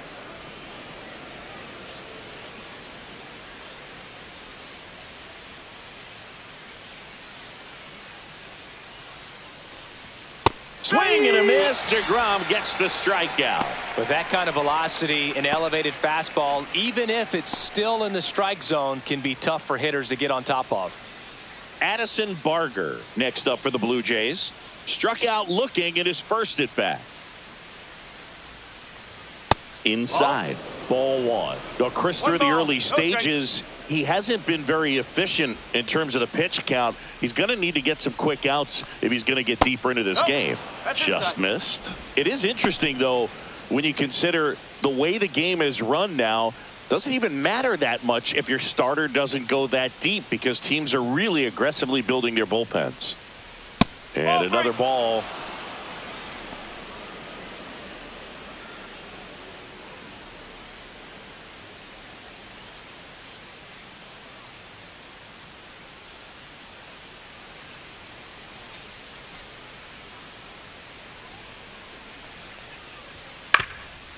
Up the middle, sneaks through, base hit. So they get a man aboard with a 1-out single. I know swinging at a 3-0 pitch can be debated, but at the end of the day, it's a hitter's count. You know a strike is coming, so why not take advantage and attack the pitch? That was a good piece of hitting, and it paid off with the base hit. Now it's going to be Ernie Clement. Just missed.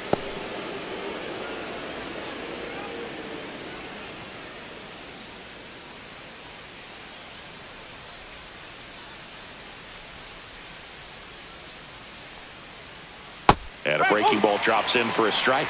Wow, that's 89 on the gun, and it's a changeup. It's like good hitting if you're looking for it, but because of the speed differential between the fastball and that pitch, really hard for a hitter to get on time with it.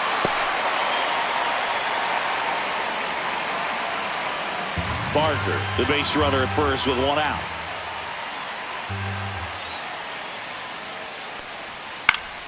Fights that one away, still 1-2. That wasn't an easy pitch to hit. It's much easier to do damage against mistakes, but that's not what that pitch was. And he chases that one. Picks up strikeout number 7. Way out in front of that inside pitch there. Just exactly the opposite kind of approach that you want with 2 strikes. You want to let the ball travel. Make sure you recognize it. Try to shorten up so that you can at least put the ball in play. Clearly fooled, but I think even more so, you question the 2-strike approach. At the plate, Michael Stefanik.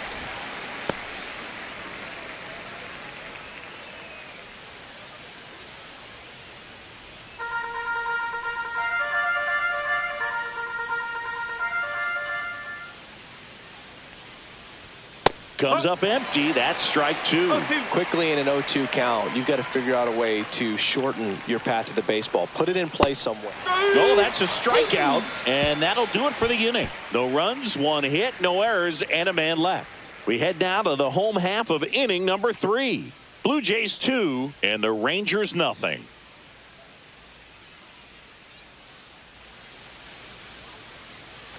Set for the bottom of the 3rd. Now here's the Rangers DH, Sam Haggerty.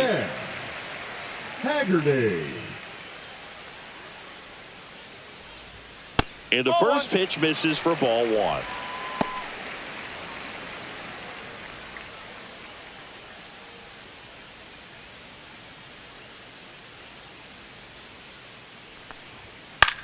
Swing and a ball drilled in the air towards right center field. No trouble here. Puts it away for the out. And there's one down. Number 8, shortstop, Josh. And the batter will be the shortstop, Josh Smith. 1 for 1 with a single so far.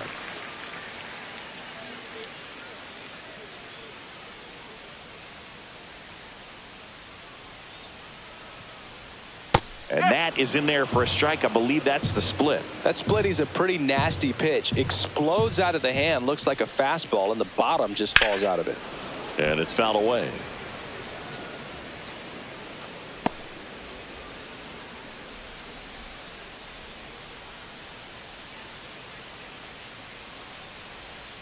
The shortstop takes the ball.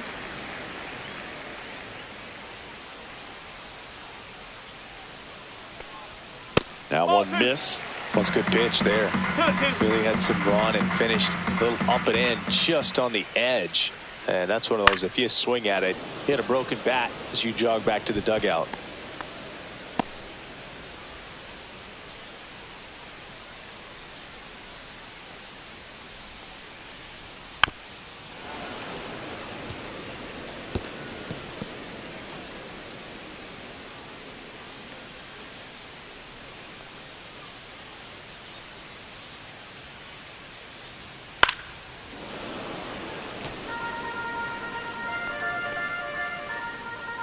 Eighth pitch of the at-bat coming up.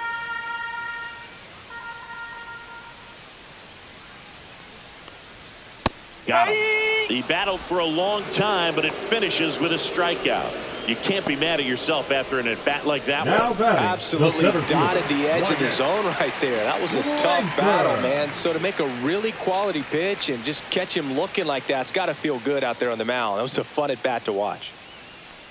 Langford batting for the second time, and that's strike one.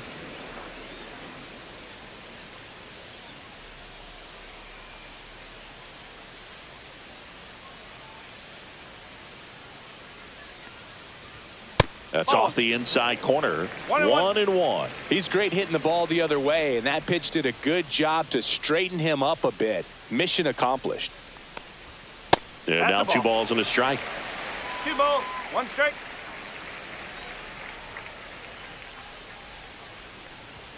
Swing and a miss as he was out front. 2 balls, 2 strikes.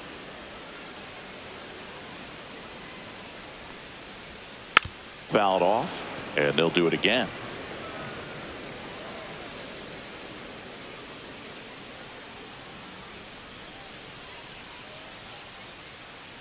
Two down, nobody on, and it remains 2-2.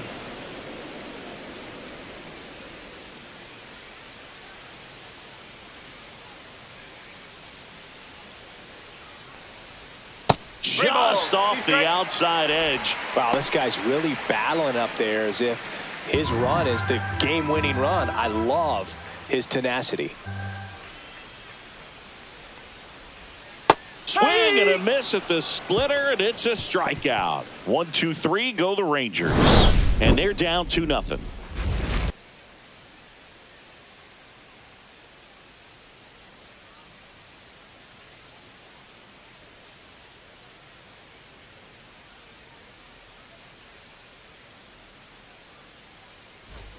Back at Globe Life Field as we go to the top of the 4th. Leading off, Nathan Lucas.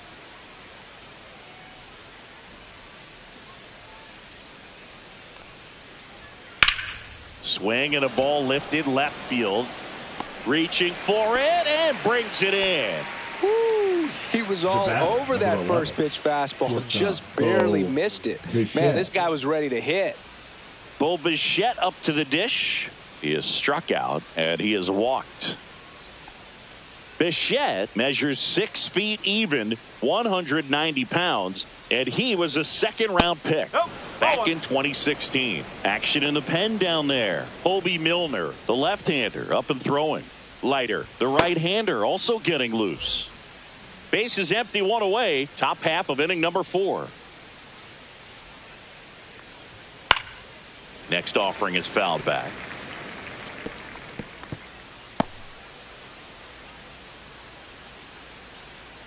One down, base is empty. Swings and misses at the pitch off the plate. Wow, good luck catching up to that one.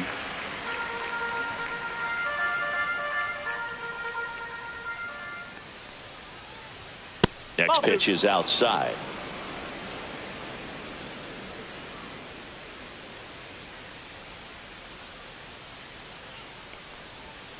Swing and a miss. Struck him out.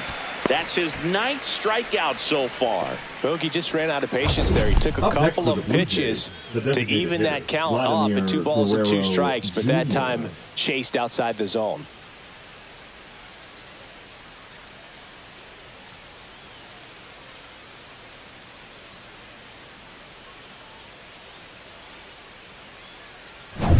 Two down, bases empty. Vladdy Jr. stepping to the dish now. Right through there for a strike. 0-1.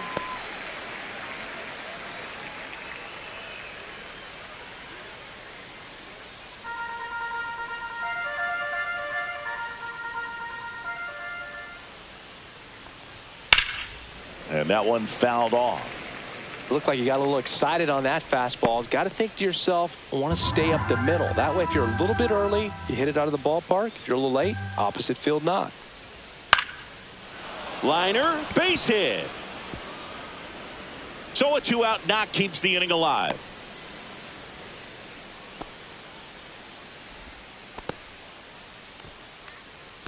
Now batting. Dalton Varsho next up for the Blue Jays. He's already homered here in this one. Swing and a foul straight back.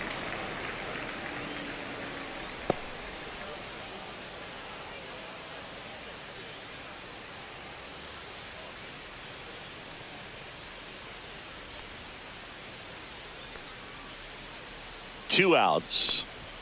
Oh, he doesn't get the call. And that's ball 1.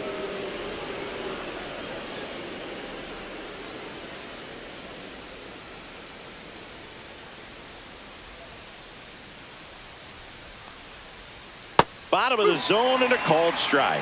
1-2.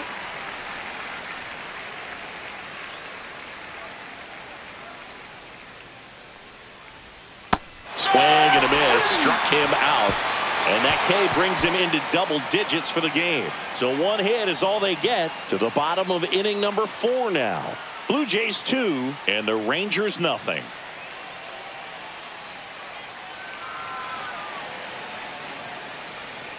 Back in Arlington, John Chavi and Chris Singleton with you. And leading off the bottom of the 4th, Josh Young.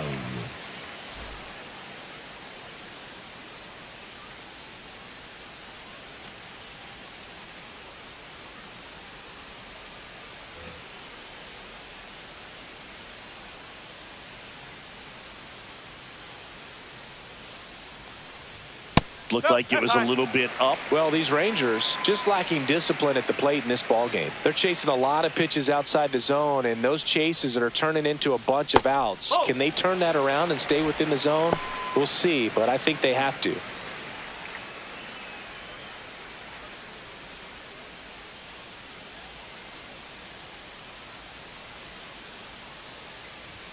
Check swing, and he went. Now 2-1.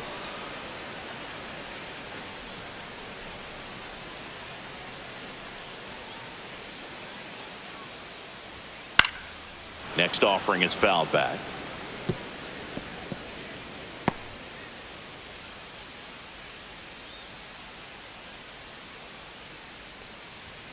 And now the count is full. 3 balls. And another power hitter lurking in the on-deck circle.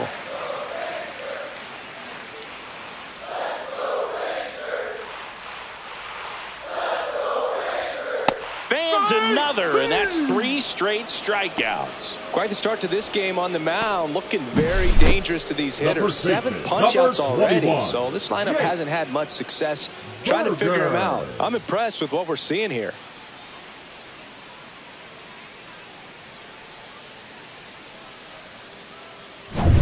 And now it's Jake Berger to hit. A single his first time. And that's in for a strike.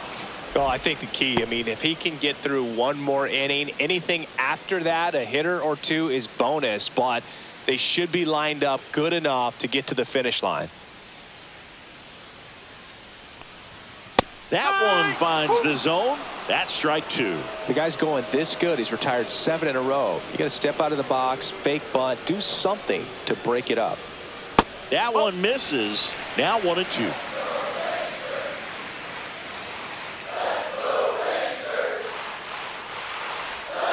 Gets a piece and stays alive.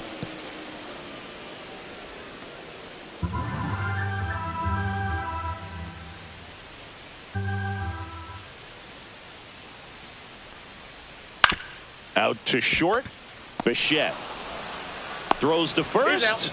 Already 2 gone here in the home 4th. Now batting, catcher Jonah Heim. Jonah Heim stepping in for the Rangers, and he's already singled in this game.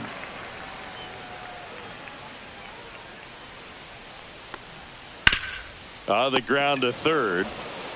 Throws to first in time. Rangers go down in order. Offense held in check there. We're headed to the 5th.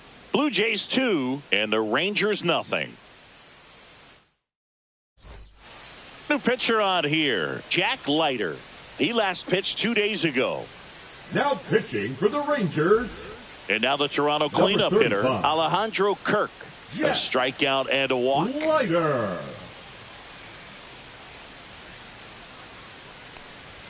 And that one just misses. A ball and no strikes.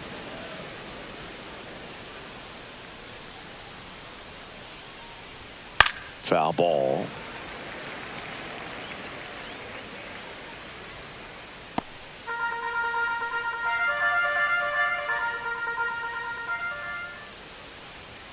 Swing and a miss. He was late. Strike 2. When you throw a fastball by a guy like that, I imagine it's got to feel incredible. Look for him to throw it again at some point. And now 2-2.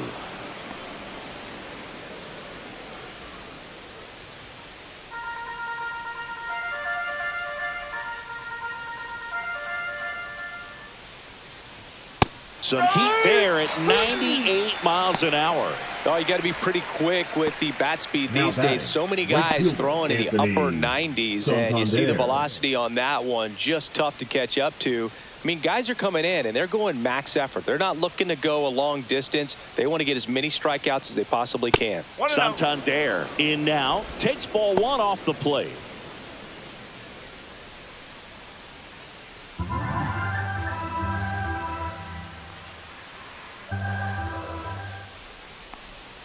Inside, just missed. Well, usually a high level of confidence when you're facing a young pitcher out there on the mound. In this situation, ahead 2-0, he's put himself in a really good spot. Next pitch misses inside, and now 3-0. He was looking for some firewood right there. I tell you what, if you're not out in front, swing at that pitch, you'll be looking for a new bat. Misses downstairs, and that's ball 4. You know, I think he's okay with that outcome. It wasn't an intentional walk, but he wasn't exactly trying to attack the zone either. 1 down. Now the third baseman, Addison Barger.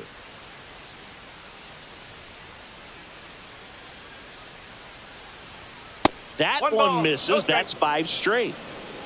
Santander, the runner at first with 1 gone in the inning. Runner takes off. That one drilled left field. Raging back towards the wall. Pulls it in on the warning track.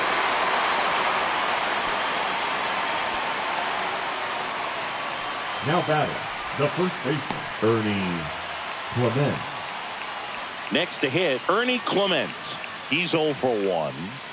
It's interesting, he plays kind of a power spot defensively, but runs pretty well. So when you're looking at that position, you're not expecting someone that has maybe above average speed, but he does. And I think that skill set really upgrades the position, because when you have that kind of speed, it makes the whole team that much better. Swing and a ball lifted in the air. Garcia. And that'll do it. Blue Jays held in check. They're up 2-0.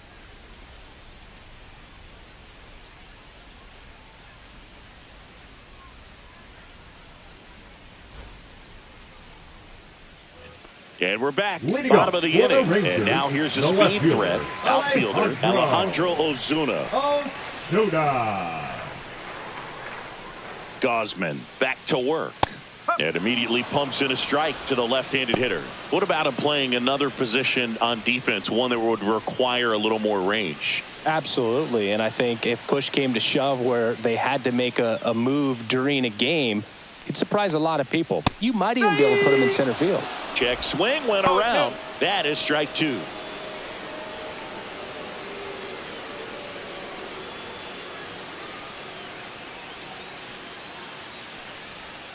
And that's outside.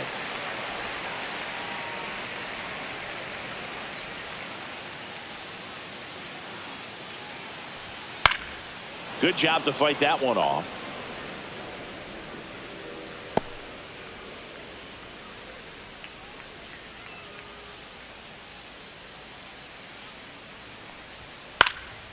That one hit to right.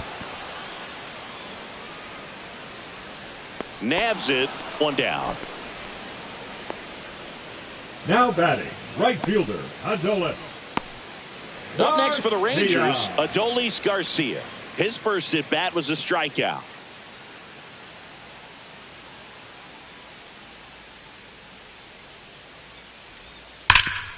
Oh, great stop. From his backside. On the money. Nice play. The batter, Well, he makes a great decision to go ahead and dive to stop that ball. Nice little flip to the pitcher covering. Those are those PFPs, pitchers fielding plays. Now it's Marcus Semien. Grounded out his first time up. Fastball for a strike.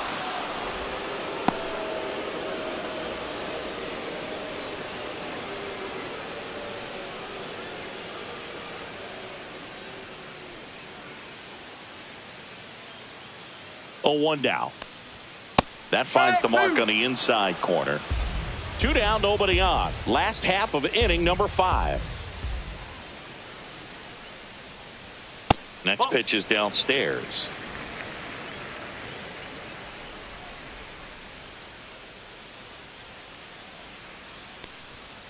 Keeps the at-bat going with a foul ball. Now this offense has just been locked down. Almost 5 full innings of shutout baseball.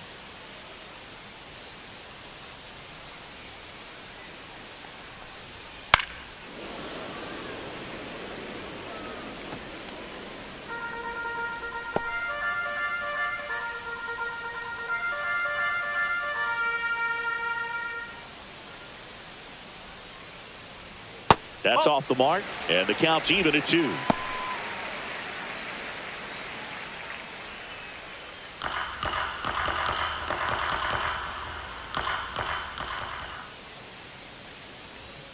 And that one missing low.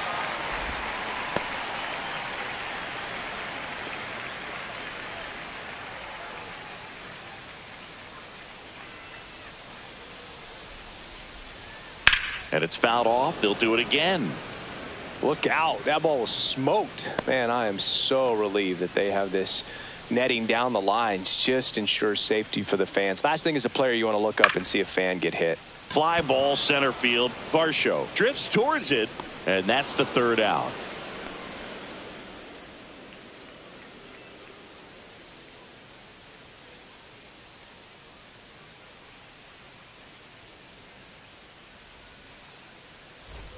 And welcome back to the ballpark. Top 6. And now for the Jays, Michael Stefanik.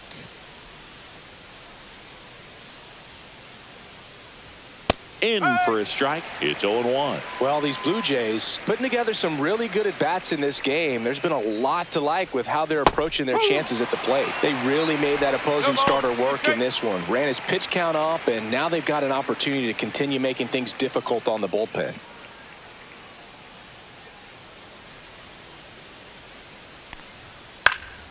Now this is in the air down the line. Garcia heads after it. And it's caught for the out. And no, they haven't broken through in a big way in the runs column, but with the way they're grinding out at bats, it definitely feels like there's potential for more coming. And now Nathan Lucas.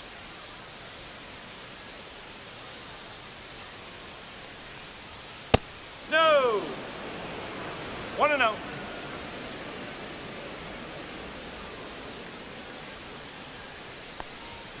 And that one is downstairs, and it's 2-0. Base is empty, one away, and we're in the top half of the sixth.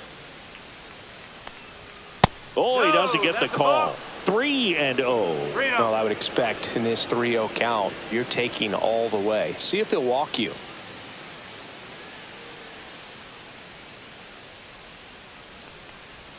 Outside corner for a strike.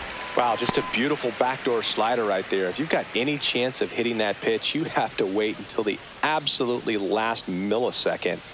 Just a tough pitch to hit, and not an easy one to throw either. Ripped, but it curls foul.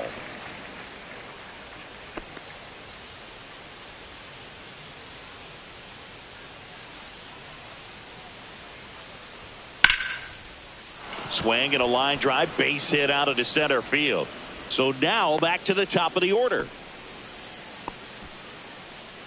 The batter, number 11. Back to the leadoff spot in the Blue Jays lineup. Here's the shortstop at the plate, Bo Bichette. And the pitch a little bit low, ball one.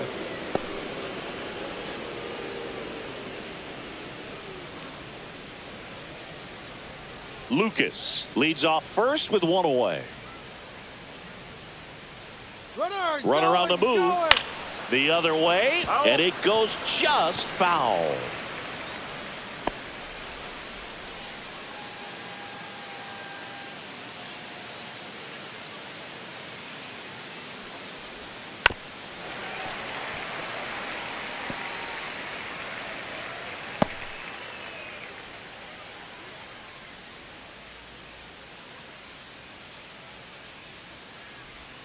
Outside.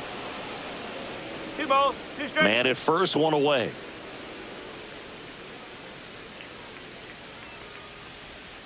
Foul ball, another 2-2 upcoming.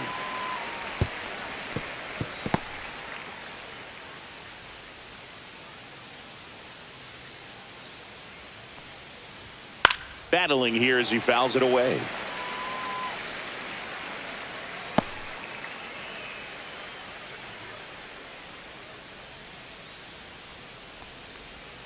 That pitch just misses the inside corner. 3-2 now.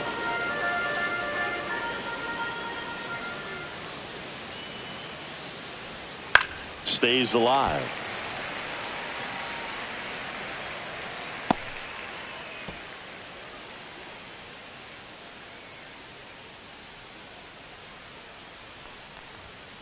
Drilled out towards left center field. That's well struck. And that should be extra bases. Coming home. Safe. And they lead by 3. Just a great at bat right there. Saw a lot of pitches. Pitch was in and off the plate. So hard to do anything with the pitch in that location, but somehow he got the barrel to it and hit it well. Pretty amazing. And next is the designated hitter, Vladimir Guerrero Jr. 1 for 3. Swing and a ground ball up the middle, and that one finds its way through. Here's the throw to the plate. Safe! In comes the run from second, and they lead by 4. That's now 3 hits in a row for the offense. Really nice job staying up the middle with his approach. He didn't try to do too much with the pitch, just shot it through the infield. So up next, Dalton Varsho. He had a big swing for these guys way back in the first inning. Yeah, Boog, he didn't waste any time in this one. The solo shot really got his team going, and he's looking for more right here.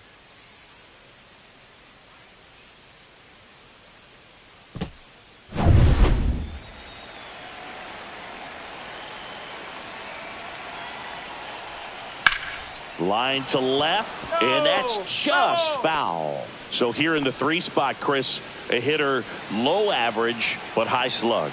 Well, one thing he's going to lean on are the metrics. His exit velocity has been really good. He's just had some bad luck hitting the ball right at people.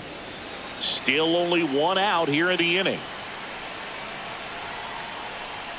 And there's a ball. When the skipper calls down to the bullpen, he's expecting the guy to come in and get outs. So far, not getting what he was hoping for. In the dirt. 2-2.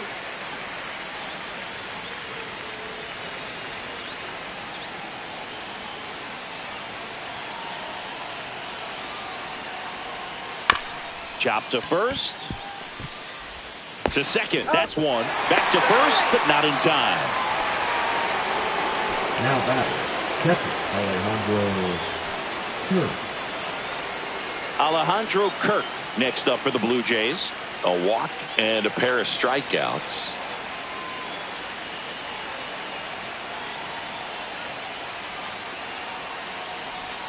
Check swing, called strike.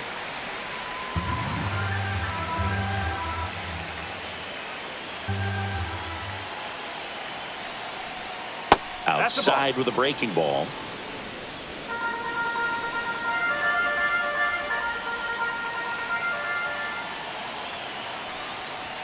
A little bit high, and a count 2-1.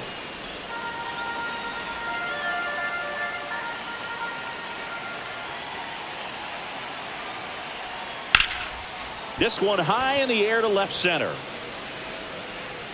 And that is that.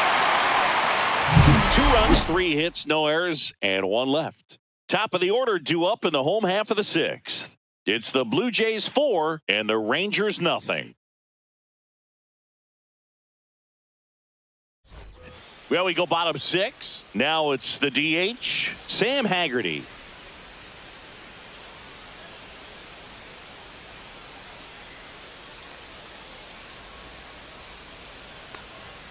Check swing, and he went. And that is strike 1. 1 strike.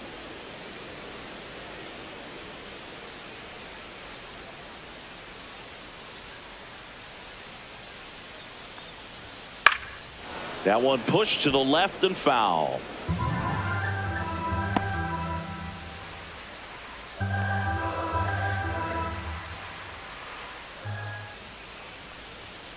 Foul ball, still 0-2.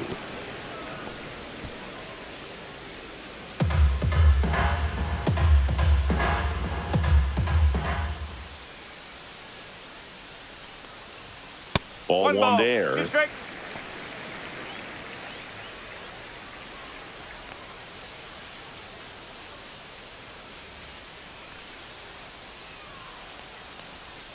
That's too low. The count now 2-2.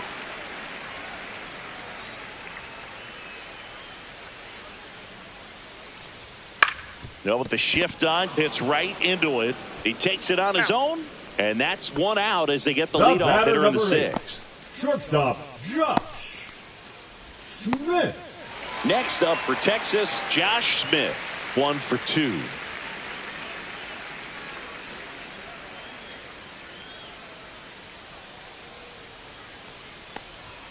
Fastball in for a strike. 0-1. Some hitters are just more confident if they can track that first pitch out of the hand of the pitcher. They don't care if they fall behind 0-1. 1 down, base is empty. And a breaking ball misses outside.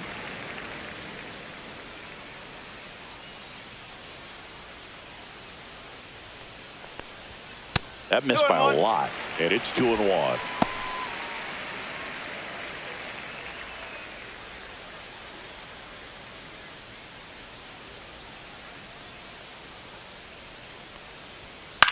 And a ground ball to first, and that one finds its way through. So a man aboard now with 1 away.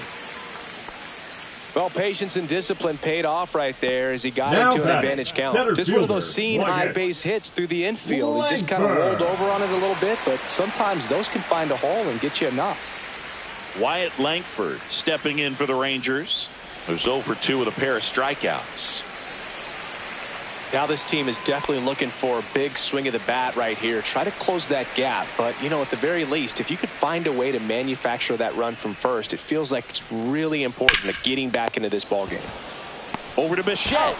Back to first, double play. And that's it for the inning. Make it 6 shutout innings for him out there now. It's the Blue Jays 4 and the Rangers nothing.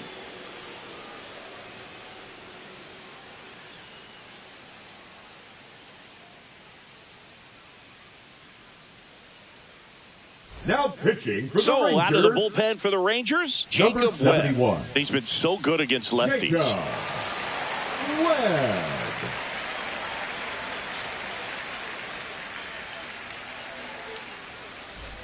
Anthony Santander digs in now. Couple of walks and a strikeout. Santander.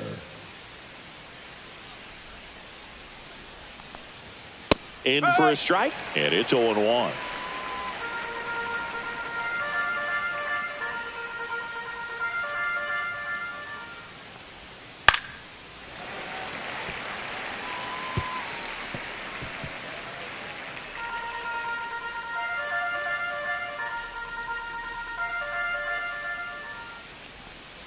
And that's downstairs and outside.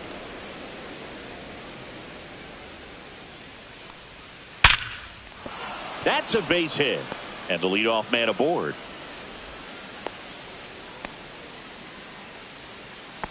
Now batting, third baseman Addison. That Barger. ball was absolutely ripped. 111 off the bat.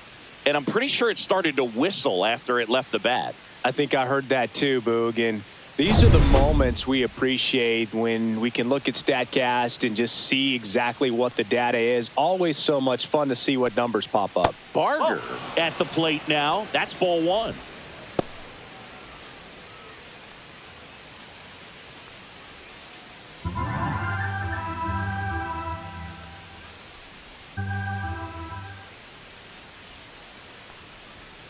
And there's a foul ball.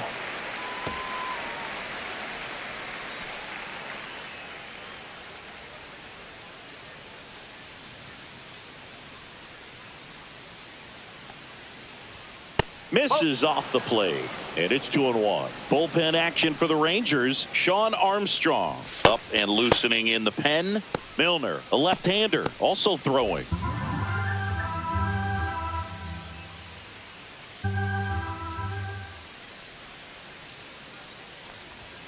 That one misses. 3-1. Runner at first with no outs here.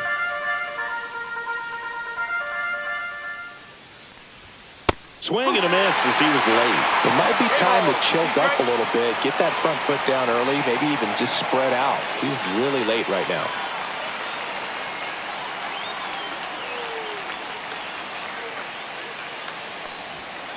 And a foul ball, he stays alive. Santander aboard here at first with nobody out.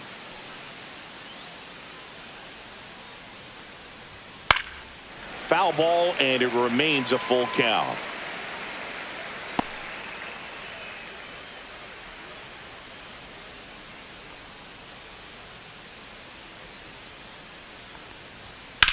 Hard grounder into the outfield for a knock. Throw back in quickly. First and second now with nobody out. Man, that was a pretty good battle to play, and I'll tell you, it feels pretty good as a hitter when you grind out a hit like that. Really good swing right there. He got a pitch that he knew he could handle, allowed himself to stay back just a tad bit longer, and he hit the ball on the screws. And here is Ernie Clement in the air out towards left center, and he makes the catch. And there's one down. The batter, the second baseman, Michael Stefanik. And here is Michael Stefanik. 0 for 3 with 2 strikeouts and a flyout.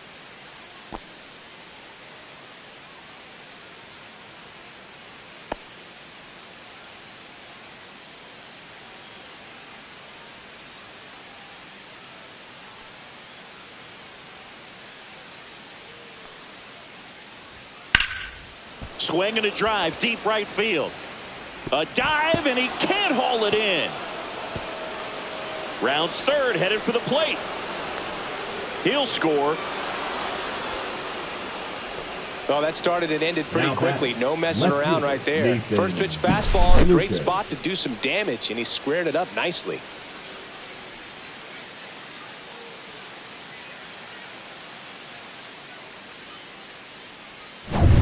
Now the left fielder, Nathan Lucas. Popped up. Makes the grab, and there's 2 gone.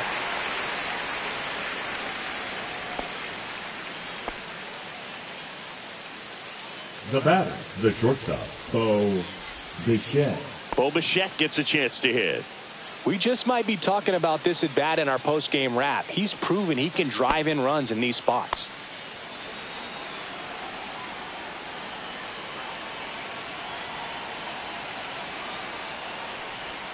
In there for strike one.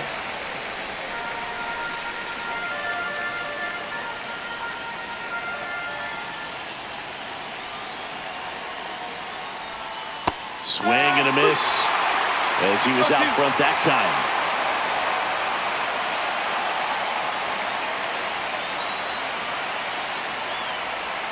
time. Went with the sweeper, but it misses. 2 outs, 2 in scoring position. That's a ball. Tried to attack with the sweeper. 2 balls, 2 strikes.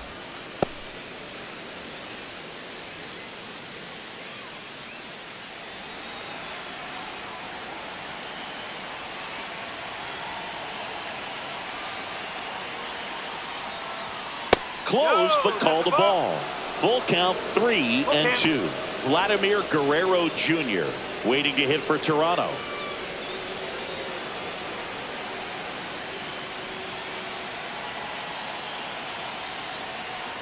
That's a good at bat right there. He was down early in that plate appearance. Works the walk. Second walk of the game for him, and he's been really patient at the plate. The game plan that he's sticking to. He's just not going outside of what he's looking for up there.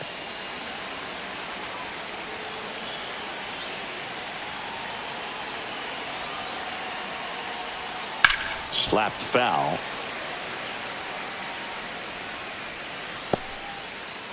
Two outs. Bases are full.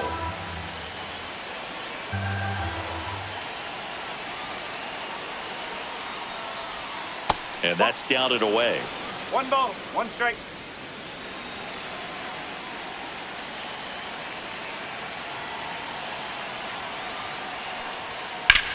Out towards right center field. Langford has a beat on it. And that is that. The Jays push across a run on this double. And the lead is now 5-0. You're watching Major League Baseball on The Show. Now pitching for We're Toronto. back in a new pitcher here to start the bottom of the 7th. Yariel Rodriguez. And he's got a nice lead to work with, so he should come in throwing strikes, attacking these hitters. Josh Young stepping in for the Rangers. The third baseman, 2 in this one. Young.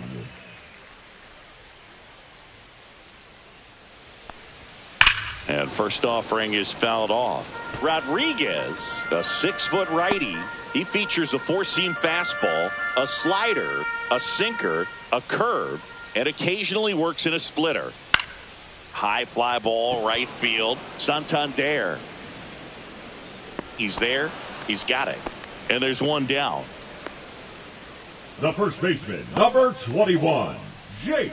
So digging in, Jake Burger.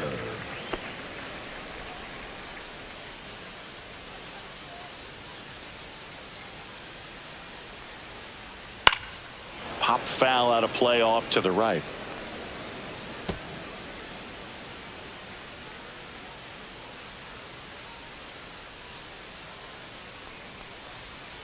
Swing and a miss. 0-2. Movement in the Blue Jays bullpen. Braden Fisher, the rookie right-hander, is getting loose.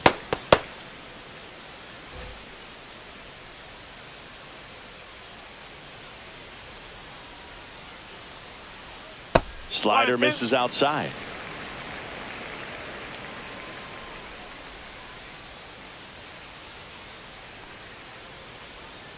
Goes down looking.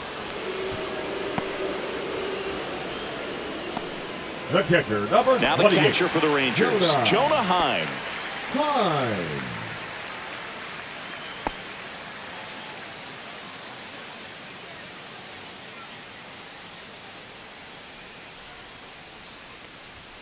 Check swing, called strike.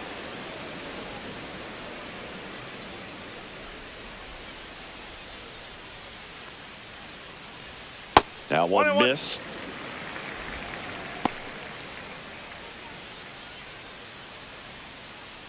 Two down, nobody on. Here at the bottom of the seventh. Next offering is down low. 2 balls, 1 strike.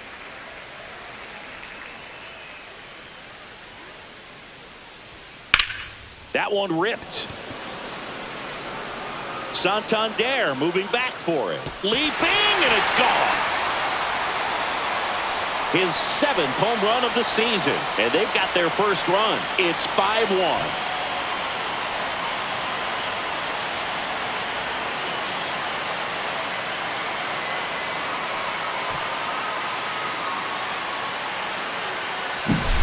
Looks like this guy was looking out over the plate, but he was ready to turn on the inside fastball. So direct to the pitch. Absolutely blasted out of this ballpark. 2 outs, nobody on. Alejandro Ozuna stepping in for the Rangers. First pitch misses. 1 ball, no strike.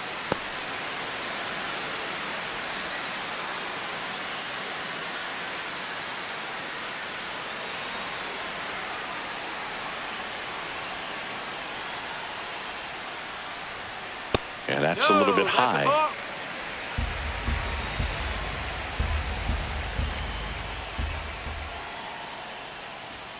Now 3-0. 3-0.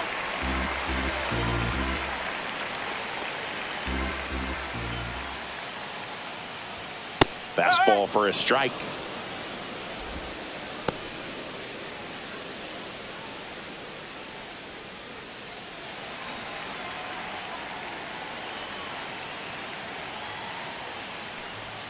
That pitch in for a strike, and it's 3-2. 3 balls, 2 strikes.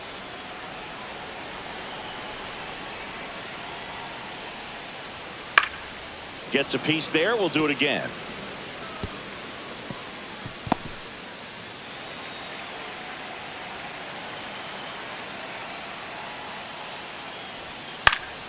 Swinging a foul ball at the plate. They'll do it again. Good battle here. About to be the 8th pitch of the at-bat. Got him looking. He didn't make it easy for him on the mound, but they still get the strikeout. But not before they answer back with a solo home run. It's now a 5-1 ball game. You're watching Major League Baseball on the show. Now pitching for Welcome the back, Rangers, and a new arm on the mound to start the number 8th. 41. Bobby Milner. He's having a Kobe. ton of success facing Milner. left-handed hitters this season, so this seems like a smart move to turn to him with a lefty at the plate. Now at the plate, Leading off Dalton for Toronto, Varsho. the center fielder, number 5, Dalton Varsho.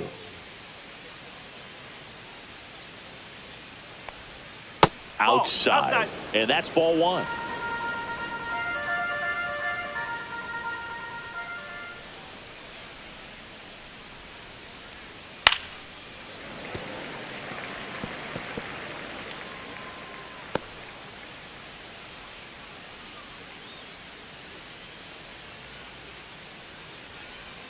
Swings through that one out in front that time. Good late sink on that fastball. Out of the hand, looks so good, and then by the time he gets in the hit, he's... Now the Toronto 4-hole hitter, Alejandro Kirk. 0 for 3 in this one.